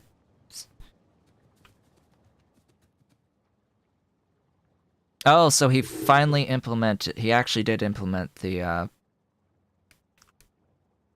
upgrade mechanics. Okay. Well, that's good, at least. I think that the vast majority of the time, productivity is always going to be the choice for me. For me personally, want productivity always over anything else. Always productivity. But yeah, it's good to see that the tech-based upgrade thing is there. I just don't know how it really affects things. We're talking about really large building counts in the several hundreds for each individual factories.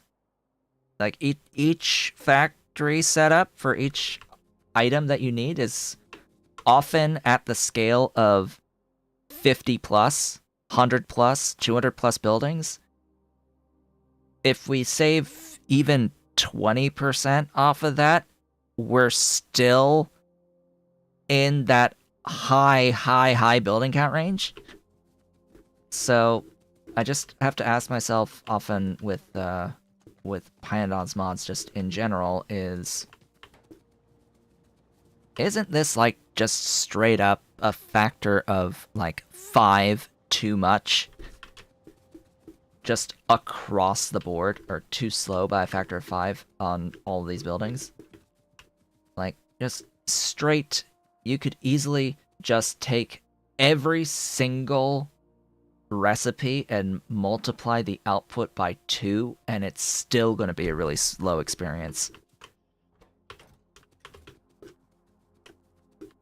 There's just so much about the inherent design to Pyandon's mods that is built to be slow and arduous, and there's a lot that you can do, yes, in the meantime, but a lot of it is building at scale. Building at scale. And I'm not even talking about too much science either. I'm talking about building for 1 science per second. I'm talking about 1 per second. The scale is huge. Massive scale for even just 1 science per second until you get to utility and space science. Until you get to utility and space science, it is a slog. A complete and utter slog to make it through. But there does come a point in PyAlien Life when you have PyAlien Life. If you can get to Mark IV creatures, if you can get Mark IV creature modules, if you can get growth hormones and the like resveratrol like upgrades, the upgraded stuff, the cubs, getting lots of cub and baby raising things, because there's a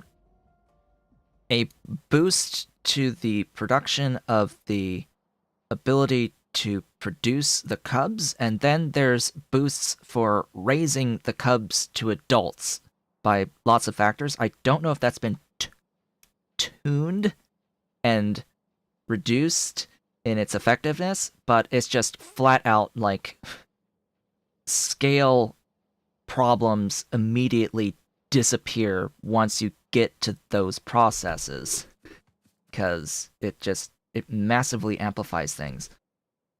The actual animal outputs. But yeah, the problem is getting there, and the scale at which it takes to build things to get there in any reasonable amount of time is just astronomical and insane. If you go into a PyMods playthrough, you have to expect that you're going to spend at least 300 hours on that playthrough of simulation time, at the very least. Did I even get what I needed to get from up there? I needed rail. I got rail. I forget what else I needed. Yeah, I think maybe if you're new to Pyandon's mods that the goal should probably just be 1 per minute on sciences rather than 1 per second, because the scale's huge. The scale is huge. And it's not like you really need 1 per second anyway during the course of the game, because just the amount of stuff that you need is going to extend the amount of time in between your science steps. It's like you're gonna spend a lot of time at your current level of science, so you don't need to worry about only producing 1 a minute or even less than that, because you're very likely going to chew through all of the science, all of the technologies before you advance anyway. You don't really need all that much because it takes so long to set up everything that you need to advance. You're at 340 of simulation, 340 hours of simulation, and not even at chem science. Yeah, you have to go in expecting that it's going to take a long time. A very long time. I actually forget what my hours were on my Pi Alien Life playthrough by the time we ended that, after getting the space science at the rate. What did I do? Was it 5 per second? I forget. What was my production goal on that one? I thought it was 5 per second, or was it 10? I forgot. But it was a long playthrough. I think 800 hours. Yeah, 800 sounds about right. 5 per second. Yeah, that's what I thought. So yeah, 800 hours to get 5 per second of all the sciences. And caveat, to get 5 per second with a whole bunch of modding to add in productivity to stuff that doesn't usually accept productivity, right? Because keep in mind, for all of my Pyandon's mods playthroughs, really, I specifically made a mod to the Pi suite that enables the ability to use productivity modules on a lot of stuff. This does not even remotely need to be one of those. A lot of stuff that, granted, absolutely needs to be able to have productivity associated with it. There's Pyandon's mods adds a lot of strictly intermediate products that are not, that for whatever reason Pyandon does not allow you to use productivity modules on, and he even goes so far as to not only put limitations to the specific recipes, but also limits buildings like entire buildings from being able to accept productivity modules. So I've made a mod called Productive Planetons that changes buildings to allow productivity modules, specific buildings to allow productivity modules, and adds the ability to do productivity, to use productivity modules onto a bunch of intermediate recipes. Not all of the things, but a bunch of the really, really important ones. Like small parts and advanced small parts and that special small parts. Those things are rather important to have productivity. They are strictly intermediates.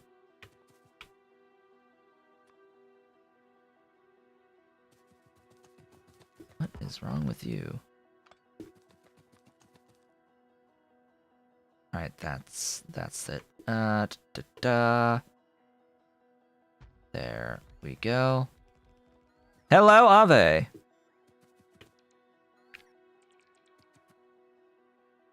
Yes, 800 hours is a very, very, very long experience. It is a good experience to experience once. You almost forgot about the stream. Yeah, because daylight savings, right? Has shifted for the US, but not for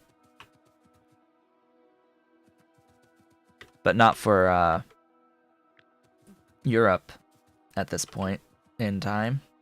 I need all the stupid wires too. While I'm at it, I should really put this as part of the blueprint, shouldn't I? Or just make a new blueprint.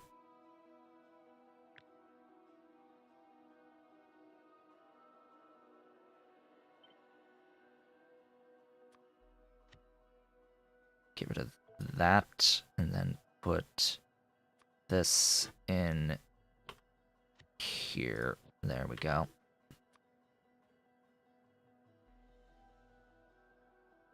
There we go. That's better. That's better.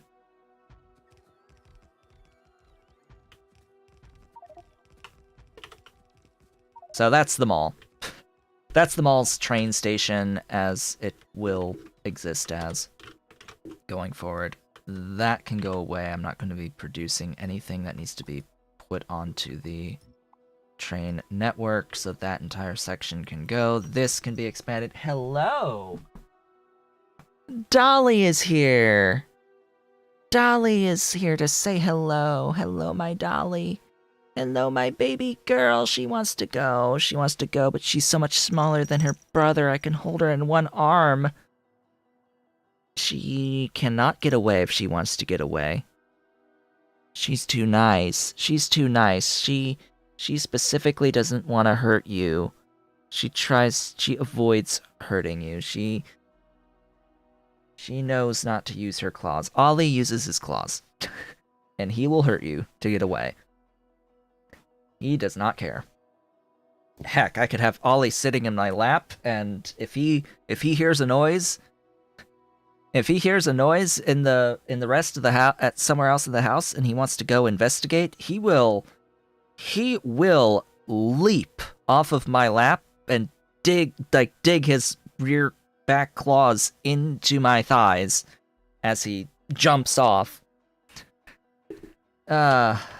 He does not care in the slightest. She's still a big girl. She's less than 10 pounds. Last we know, like she's like 8-ish pounds, I think. She's actually a normal cat size. Let's think of it in terms of that. Dolly is a normal cat size. Ollie is a big cat size. Closer to dog size. Meow? Meow? That's Dolly. There we go. That's better.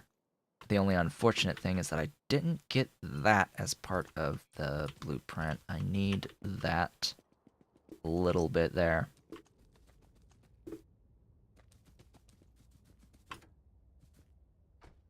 Well, the female cats are inherently smaller than the males. A.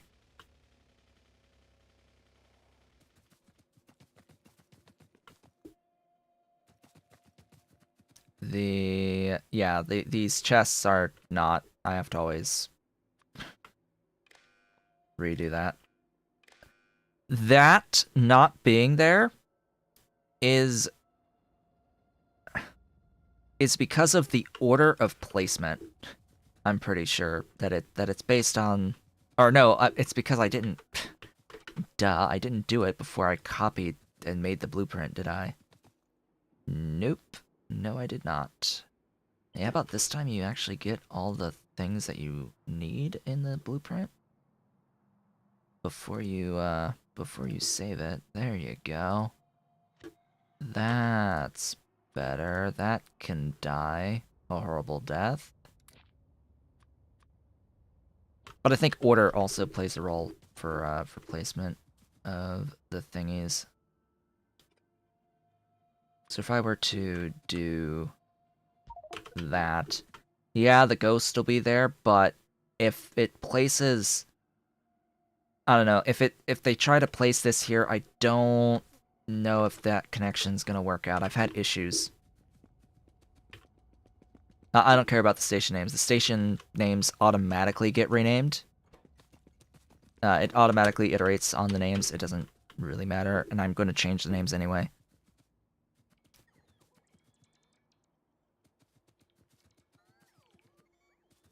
The providers automatically get loaded into. Yeah, the unloaders are automatic on that specific positioning, on those corners. It's just making use of a mechanic of the bulk rail loaders / unloaders to not have to actually have a inserter or a loader. Actually, if I'm going into these, the issue is coverage. The issue is coverage. I need to make sure that occasionally I just have a line of these.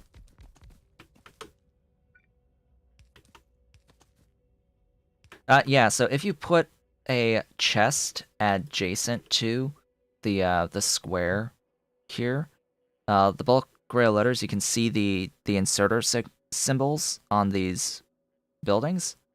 The unloaders will unload into adjacent chests, and the loaders will load from adjacent chests.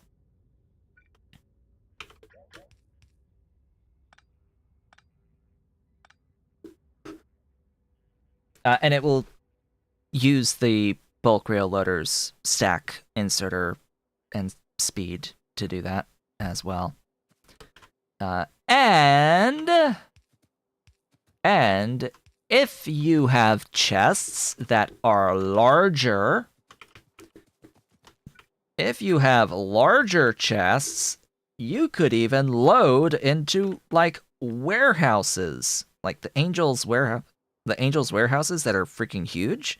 If you put an Angels warehouse here, you can load more stuff at a time or unload more stuff, but you are going to be limited to that rate of the bulk rail loader filling the chest, just to keep that in mind.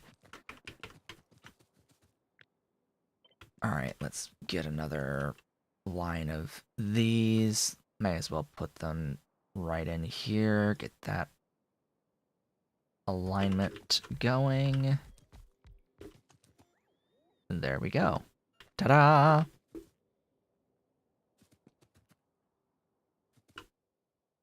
Yeah, and that's how you could even have a 6-wide setup for manual loading. Just put in steel chests, manual loading or unloading onto belt. That's how you get the full 6.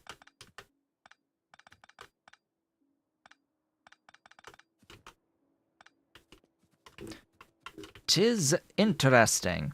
So, what are we going to be importing to the mall? Well, I need to, like, make sure that I have proper preparations for the mall set up here. Actually, just go in line 4. Does that work? Really? Oh, I am off a tile. That works exactly perfectly. Let's see, we still got that little bug I can't tell.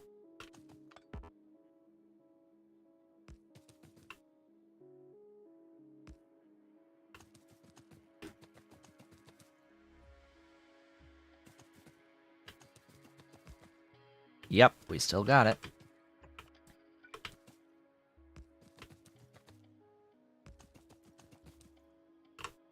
There we go.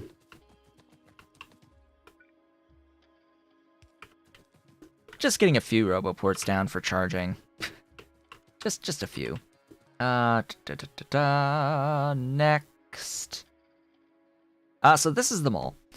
Do I really want, like, a beacon set up for the mall? Do I really want to have, like, a beaconed setup for the mall? Yeah. Yes, I do. Let's be honest.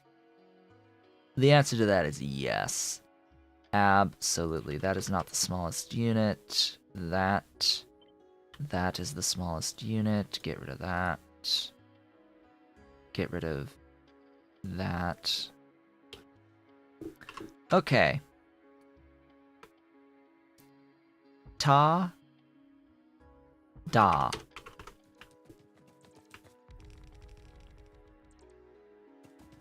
So, we are not going to be making these. Out of these, I am going to need gears. I am going to need probably a couple making gears and a couple making copper cable. At least a couple making copper cable. Outside of that, I think I'm good on the intermediates.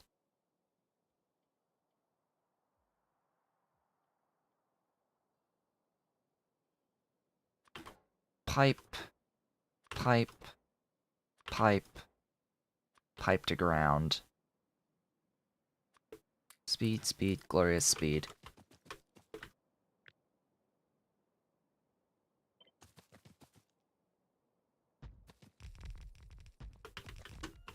And then I have to think about, you know, occasionally we need to have these guys. Oh, that's actually good spacing. Hey. This needs to be not any of those. It needs to be that. Oh, hey. It thinks I only need one. The game thinks I only need one.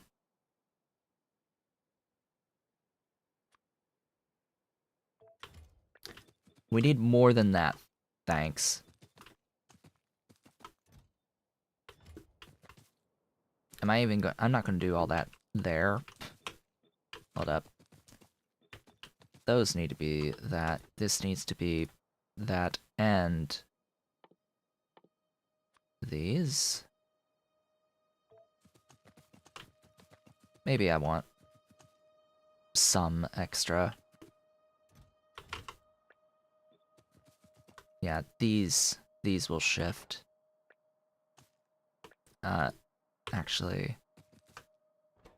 these will shift to something else.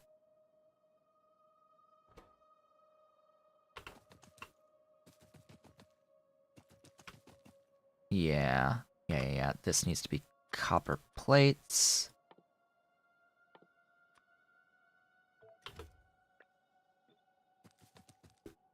Okay. What am I even going to make at my mall? So we need to get belt, all of the belt, and all of the energy, like all of this, well, a lot of this stuff needs to happen at the mall, and this stuff, these 2 pages.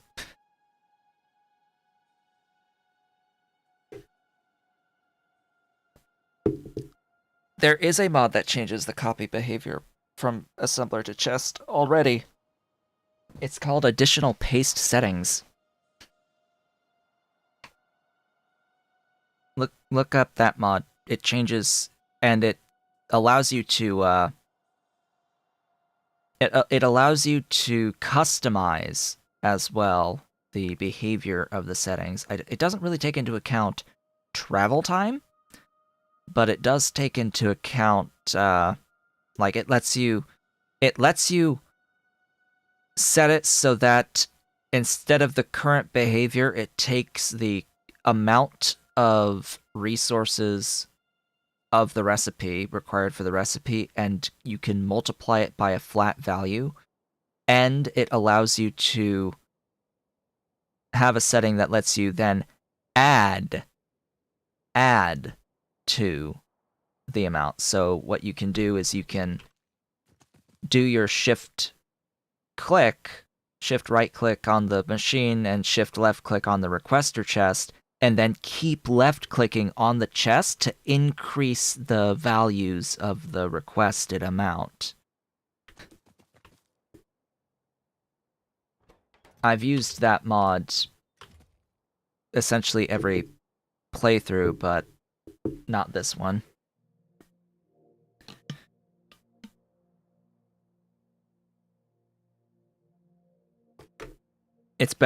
It's a mod that is best for setting up a mall, for example, with buildings that need a lot of resources to prevent the game from over requesting resources.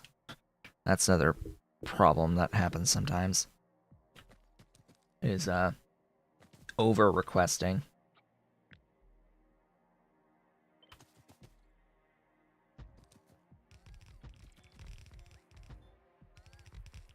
I should make sure these requester chests are empty. Actually making use of the stupid behavior of if you shift right click on a requester chest and then shift left click on the same chest, it clears the filtered requests. It clears the request. And then it's copying the cleared request going forward after that, so then it clears everything else that you click on afterwards. It's great. I may have several times accidentally shift right clicked and then shift left. Excuse me, this network storage has what now?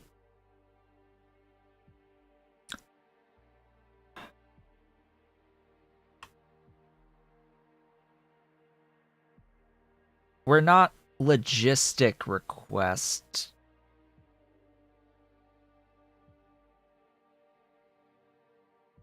Where are those items? I did not put a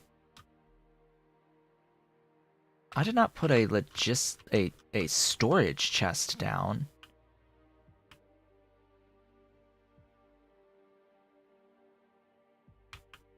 Did I? Do I?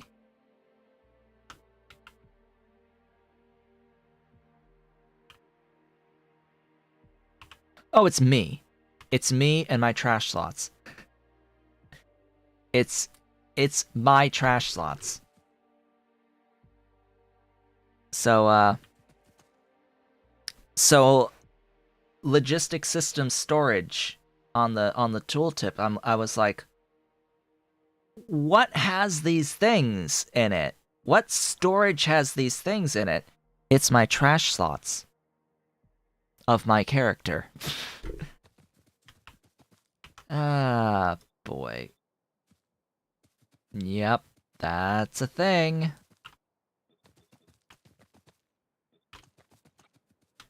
So then I can pretty much just copy that whole thing and paste it down several times, right? Even expand outwards a bit.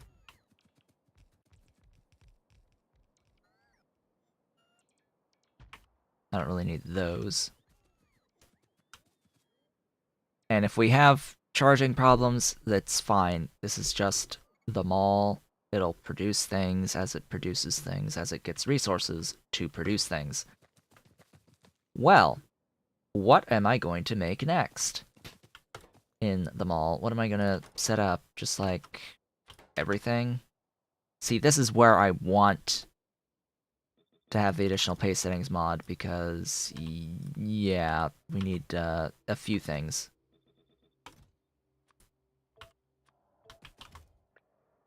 Ah, yes, I need lube. I will need a fluid input station.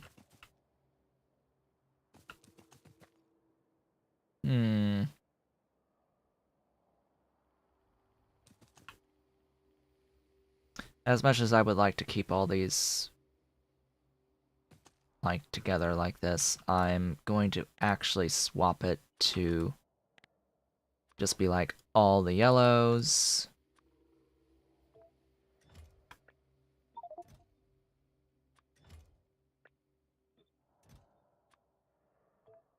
Really? That's a vanilla bug?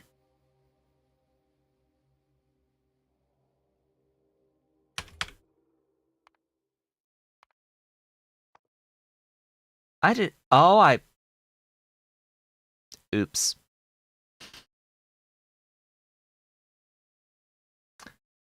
See, I didn't actually realize I actually have additional pace settings. I'm like, that's a bug in additional pace settings. Why am I seeing that here? Is that a vanilla bug? No, as it turns out, I actually have additional pace settings. Uh-huh. So you can do a logistic chest multiplier by item stack, recipe amount, or time spent. In this case, I want 10 times the amount. And I want additive values. Thanks. Hey.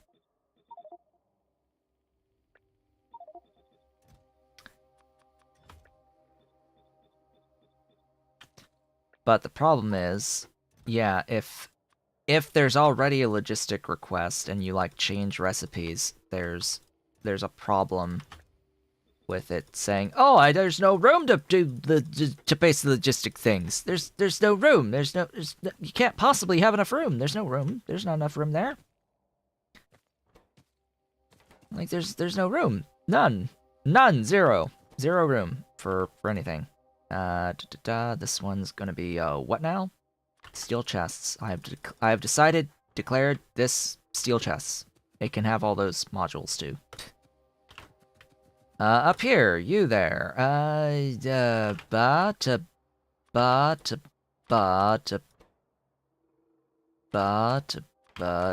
do. Da dee dee da dee doo dum. Those. Those are the thingies up there. I apparently need more requester chests.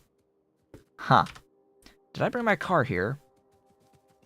Because I'm pretty sure my car, the vehicle, has more of the stuffs. Vehicle!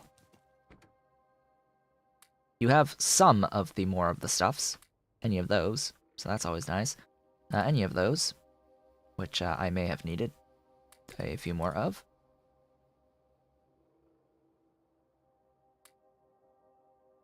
Okay.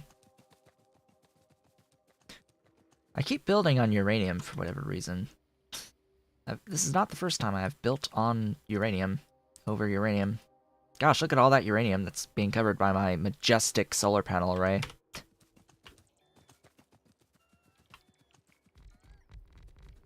Yeah, Ave, if you're here, here's the solar panel setup.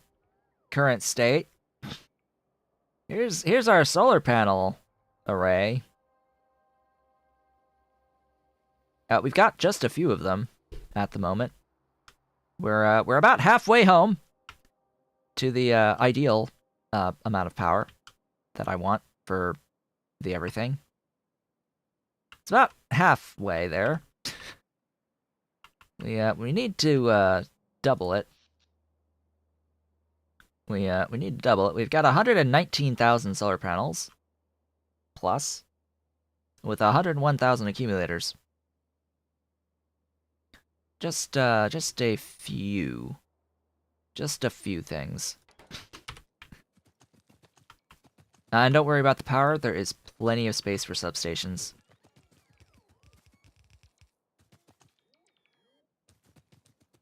Plenty of room. So I need to import my circuits, obviously, all three, as well as iron and copper and steel. That's the minimum right now. Iron, copper, steel, and all three types of circuits, so we are definitely in need of scaling this up a bit. I want to get more of my stuff. Bulk rail unloaders are required, as well as more substations, more roboports, more everything. More of the everything to build this mall. And I will continue building this mall off-screen. Don't you worry about that. I will continue with the bot-based mall. I will continue scaling my back-end resources. The iron and the copper mining in particular, and the steel. I will be doing my adjustments and scaling to meet the demands on my own time, if I have my own time. What am I here for? That stuff. Vehicle, take those. Grab those. The irony being that we're just basically transferring where we're making all these things. Bulk rail loaders / unloaders. Unloaders, really?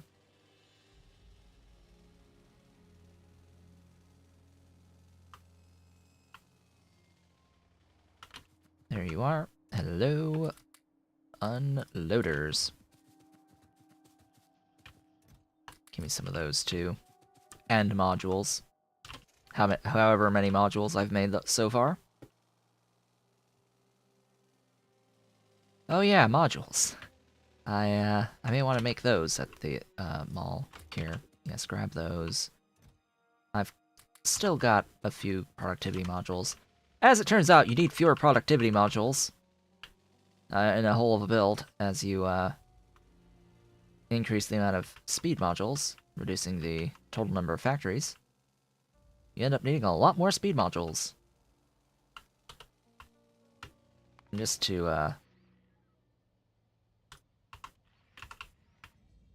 to have a look at the final-ish form of this base, noting that we are going for 50 science per second of all sciences in this playthrough.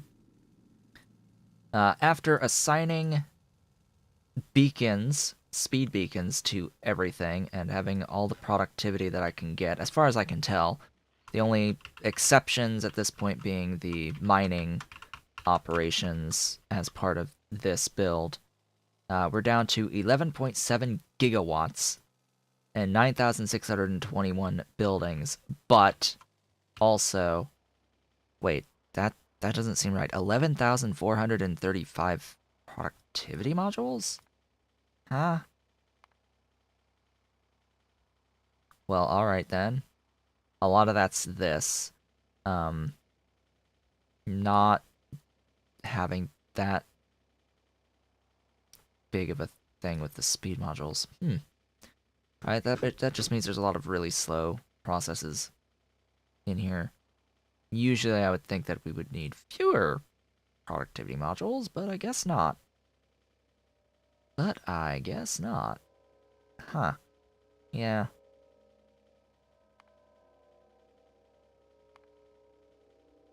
Even with 8 affecting one, it's still a lot more productivity modules. Huh? Well, you know, at the moment I've got way more productivity modules than I do speed modules. I went right past the thing. Huh? Why do I have red circuits extra as a product in the, like in here? Like, why do I have this? And this and this? Because I made separate factories for each of them. And I wanted to split off the green circuits that I needed for everything other than blue circuits, because I was going to make green circuits at blue circuits. At the top, what do you mean?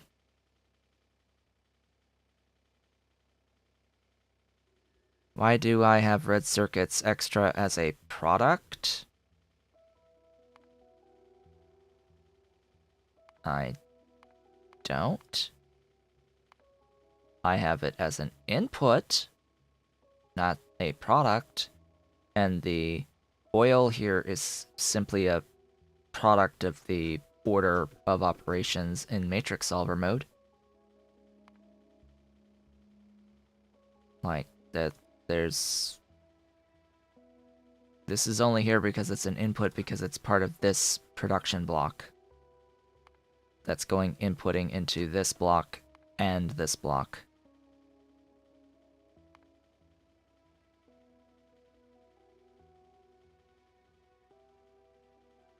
What do you mean? This? This? This? This?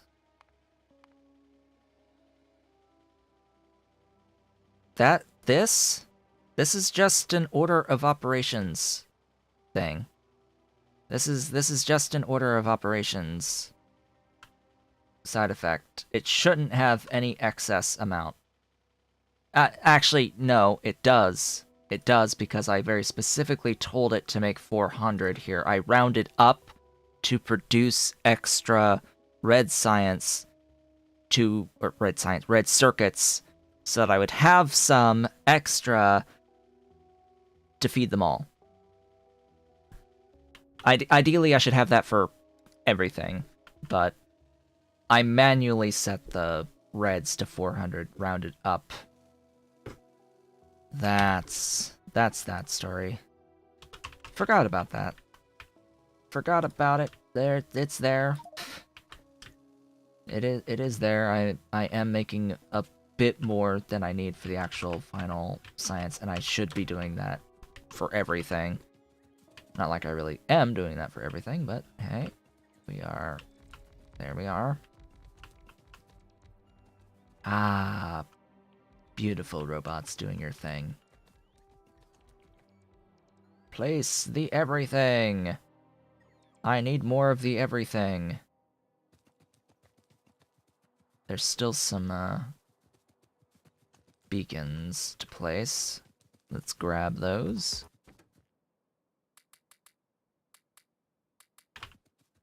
Don't think there's any more roboports.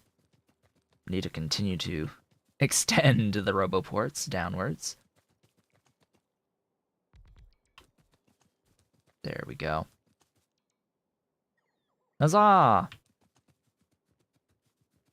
I may expand up as well. Okay, let's get some requests going. I didn't bring any Logibots with me. Unfortunate. But let's get Mall Copper and such. Or Mall Iron.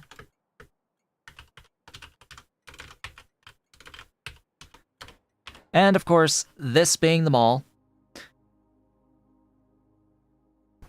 the train stations will be having their station names named after my patrons as well as my YouTube members.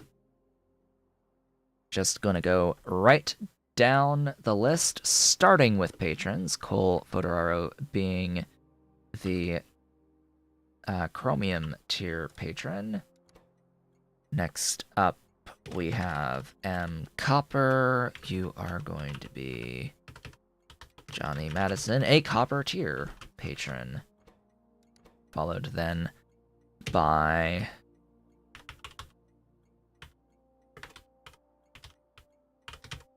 Ice Pick. Get rid of the dash.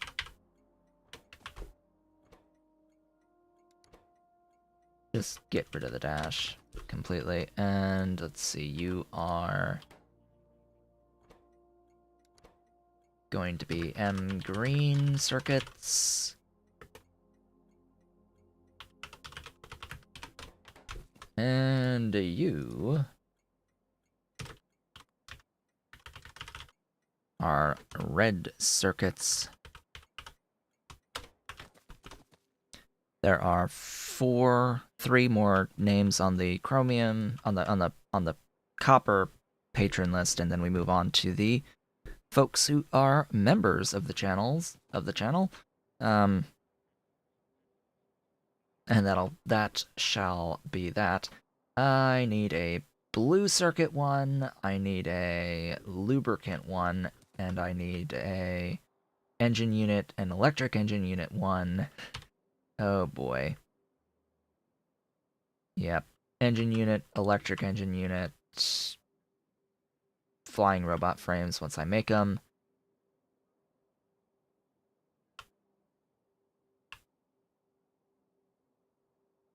Stone and stone bricks. Yep, that's another couple. Alright, so you are red circuits. Bring me my red circuits. Bring me my green circuits. Bring me my steel. Bring me my copper. Oh yeah, plastic. Plastic too. And bring me my iron. My iron!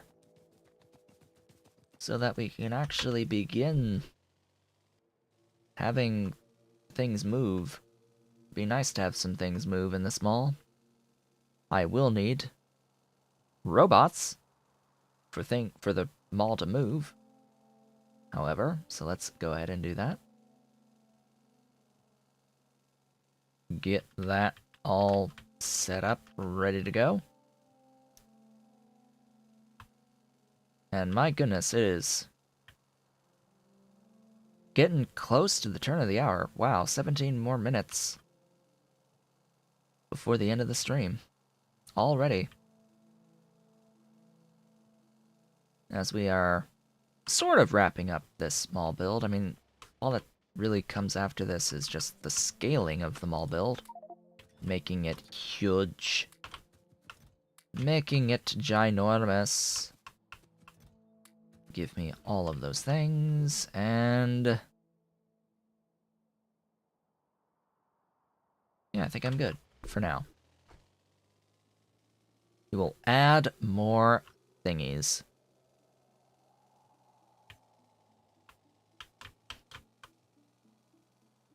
And I will be streaming more of my Stardew Valley playthrough at the turn of the following hour. Just take a nice hour-long break-ish between the streams to eat. I need to eat, and I need to prepare myself for the next stream, which, yeah, I've been experimenting with a few other mods on a fresh playthrough. A Joja Mart playthrough on that, and yeah, you know, it's nice going Joja Mart and being able to get the and being able to actually get the greenhouse in spring. It's nice going JojaMart and having a greenhouse in spring of year 1. I quite enjoy having my greenhouse in spring of year 1. Yeah. And I totally also put on the skip the fishing minigame mod. That mod's busted. It does not accurately take into account the penalties to quality of not having perfect every time on difficult fish. So it amuses me greatly that I can just cast out my line and hook a catfish that's iridium quality at level 10 fishing ability because it counted as a perfect catch, and that single fish being worth 500 gold, then over the course of a rainy day in spring end up catching 20 of them or more for a single day's income of over 10 grand. Yeah, it's a little busted. Just a little bit. Little bit on the balance there is a little off.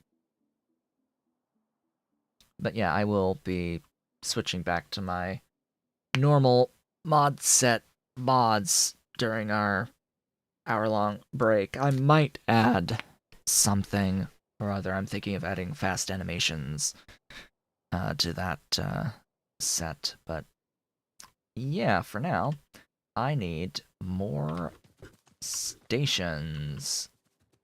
More stations in here. Let's get more stations.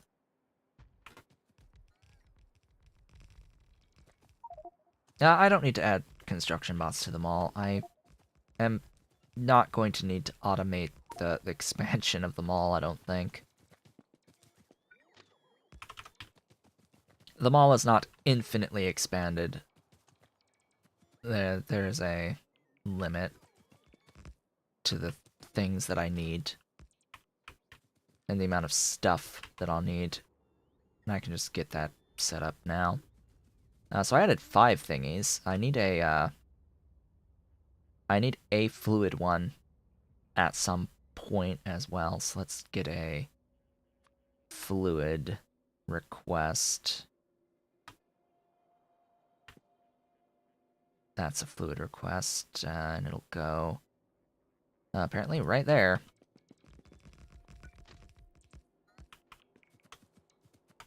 Make sure to get that placed.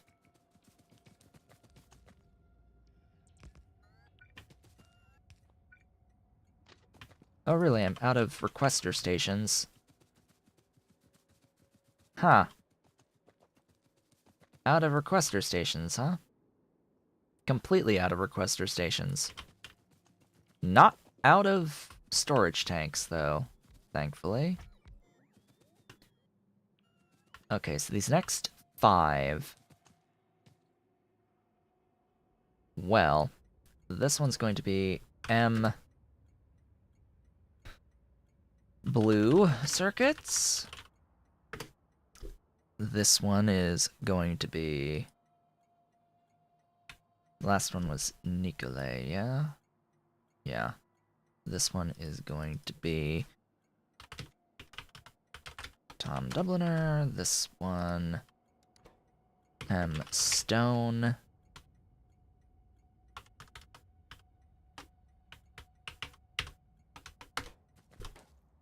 This one, M. Stone Bricks.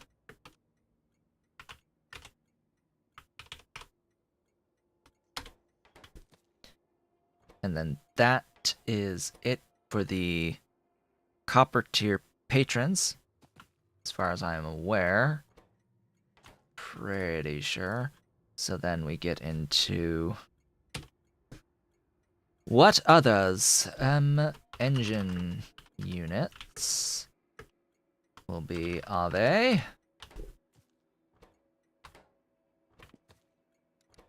And M electric engine units can be Vicky. I think it's 83. I think it's 83. That she prefers to go by. Anytime I see a number like that, by the way, I'm assuming that that's a birth year most of the time, because like that's just psychology. You know, a lot of people, if they come up with usernames and the name is currently in use, the default first option that people go with for a number that they know that they can remember to try to keep the name that they want, but have to tack on something to make it unique, it's going to be the birth year the vast majority of the time. Either the full birth year or the last 2 digits of the birth year. Either of them or of someone they know. That is just a psychology type thing. They like that is a preferred thing. So where's my list? Where is my list here? So we've got more names. More names to go with, but I am out of train stations for now. Let me, on another thingy, another tab, make sure that I get the names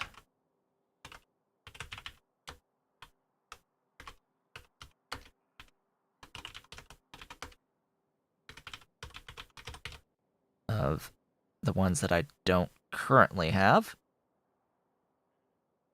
We've had people here for 4 months. 4 months! As members at this point in time. 4 glorious months. Folks have been around. Thank you all for being here from the beginning. From the beginning. The most anyone can be is 4 months at this point in time, I think.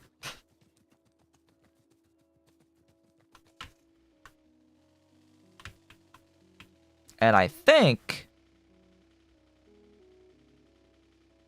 that the next little thingy,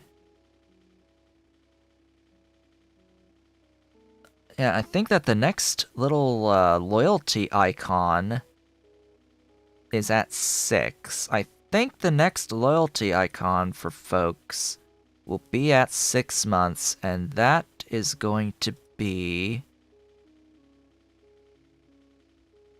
the Pyanodons mods high-tech, not high-tech, the Mark II construction bot. That's going to be the Mark II construction bot. So for those who've been here for 6 months will be the glorious high-tech construction bot, upgrading from the high-tech, not the high-tech construction, the Mark II, the Mark II construction bot, from the Mark II Logibot. Because the 2-month is the Logibot, and then the much better looking construction bot after that. Then there's the high-tech Logi and construction. The high-tech Logi bot is 1 year, and the high-tech construction is 2 years. Oh, let's hope we're still here doing this in 2 years, and that there's actually people who stick around for that long. What I do know, however, is that we currently have 8 members of the channel, and at 10 members of the channel, we will get a new emote slot. We will be getting a brand new emote slot fairly, quote-unquote, fairly soon. We've been sitting at 8 or 9 members of the channel for a few months. We have not broken 10 channel members, but that's okay. That is okay. Let's see, I need to get... What do I need? Oh, the requester stations.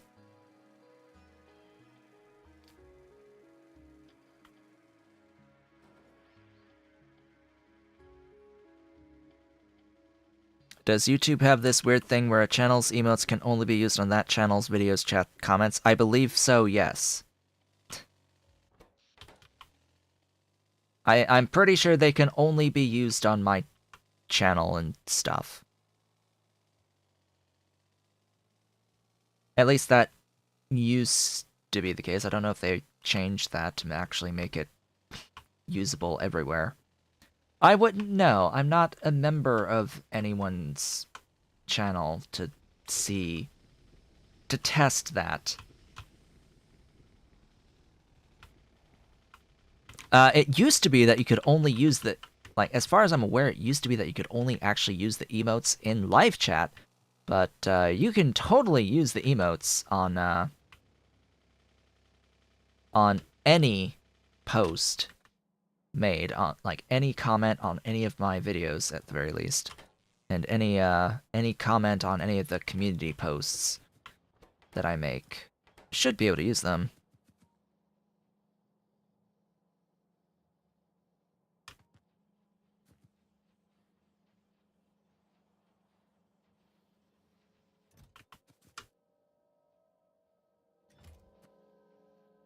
But we'll see. There are things about YouTube that can be improved about YouTube streaming, but in terms of the quality of service, I will take YouTube over Twitch any day.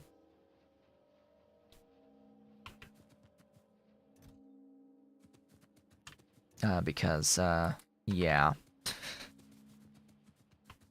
Like, Twitch does have the better community features on it, but in terms of a viewing experience, just like straight, I'm trying to watch a stream experience, I think YouTube is just better for all of that, particularly due to the DVR feature. Like, just being able to be on a stream and scrub back to the beginning of the stream and watch it at times 1.5 or times 2 speed to catch up on anything that you may have missed if you come in partway through the stream and you want to catch up to the current mark live.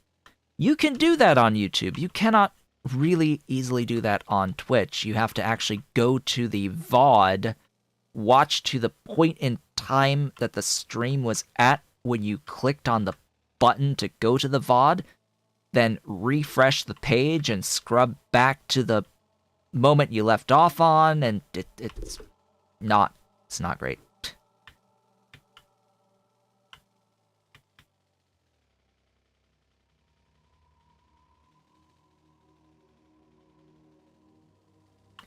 It's just not that great. So from the technical side of things, from like the viewing experience side of things, I do much prefer the YouTube streaming. But it is lacking those specific community features that would just make it perfect. Things that Twitch has that YouTube hasn't quite caught up to quite yet. I'm thinking very specifically, I do really like the concept of the channel points system on Twitch. That whole system where if you are active and watching, I didn't actually grab any requesters. I grabbed bots. I didn't grab requesters. I grabbed robots. Excuse me. Oh, you're not really powered.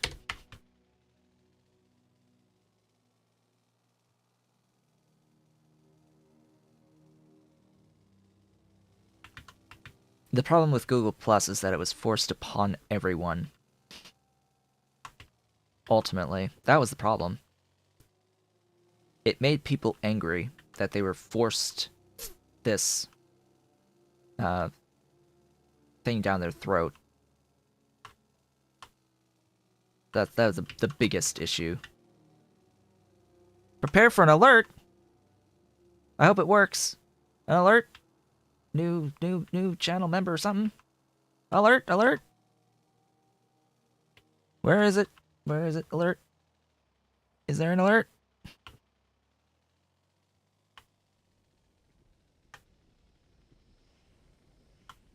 It's gonna be loud. It's gonna be loud if it goes through, when it goes through.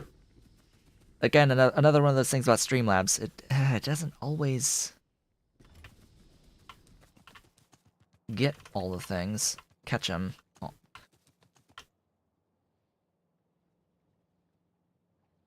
Oh yeah, time for the end of the stream. Yes, I don't have an alarm for the end of the stream. I have an alarm for my break. The break is very important. But the end of the stream, we have a few minutes of leeway there. But yes, we are at the end of the time for the day, for the stream. I am going to grab these requester train stations that I originally came up here for. Looks like I need supply boxes as well. Where do I have those? Hello? Supply boxes. I've done all of the things I can do outside of, like, the unnecessary military science techs. Like, the only thing I'm feeling bad, lol. Thanks for the streams. Hey, thank you so much for that. It is very, very appreciated. Yeah, so basically done. Yeah, basically done. And just sitting on a space science tech right now. I don't know if my base could survive operating science fully right now on the amount of power that it would be drawing, but I think we're okay. I think we're okay. I think the amount of power that I can sustain is somewhere in the upper 5 gigawatt range. The peak power is 7 gigs. 7.0, it's 7.8. Okay, multiply that by times 0.72.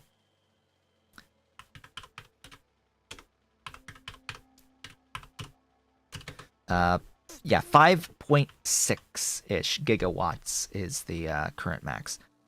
Just gonna head down to the train station here. Let's review what did I get done over the course of the day today. I finished up I made a factory for the engine units and electric engine units, getting them put onto my train network right here as we go right on past it. There it is. And we have placed and begun our thingy here. KOS's solar array. I didn't know that. I just pulled a blueprint off of Factorio prints. I pulled a Factorio prints website blueprint. Where did I put it? Where did I put it? Somewhere. Did I not put it under here? If I did, it's lost to the ether. If I put it in this list, it's just gone. I need to go through this at some point.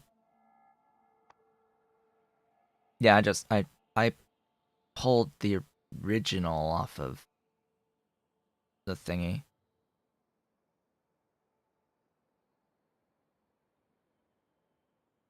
But it's not quite at perfect ratio either. Oh, there it is.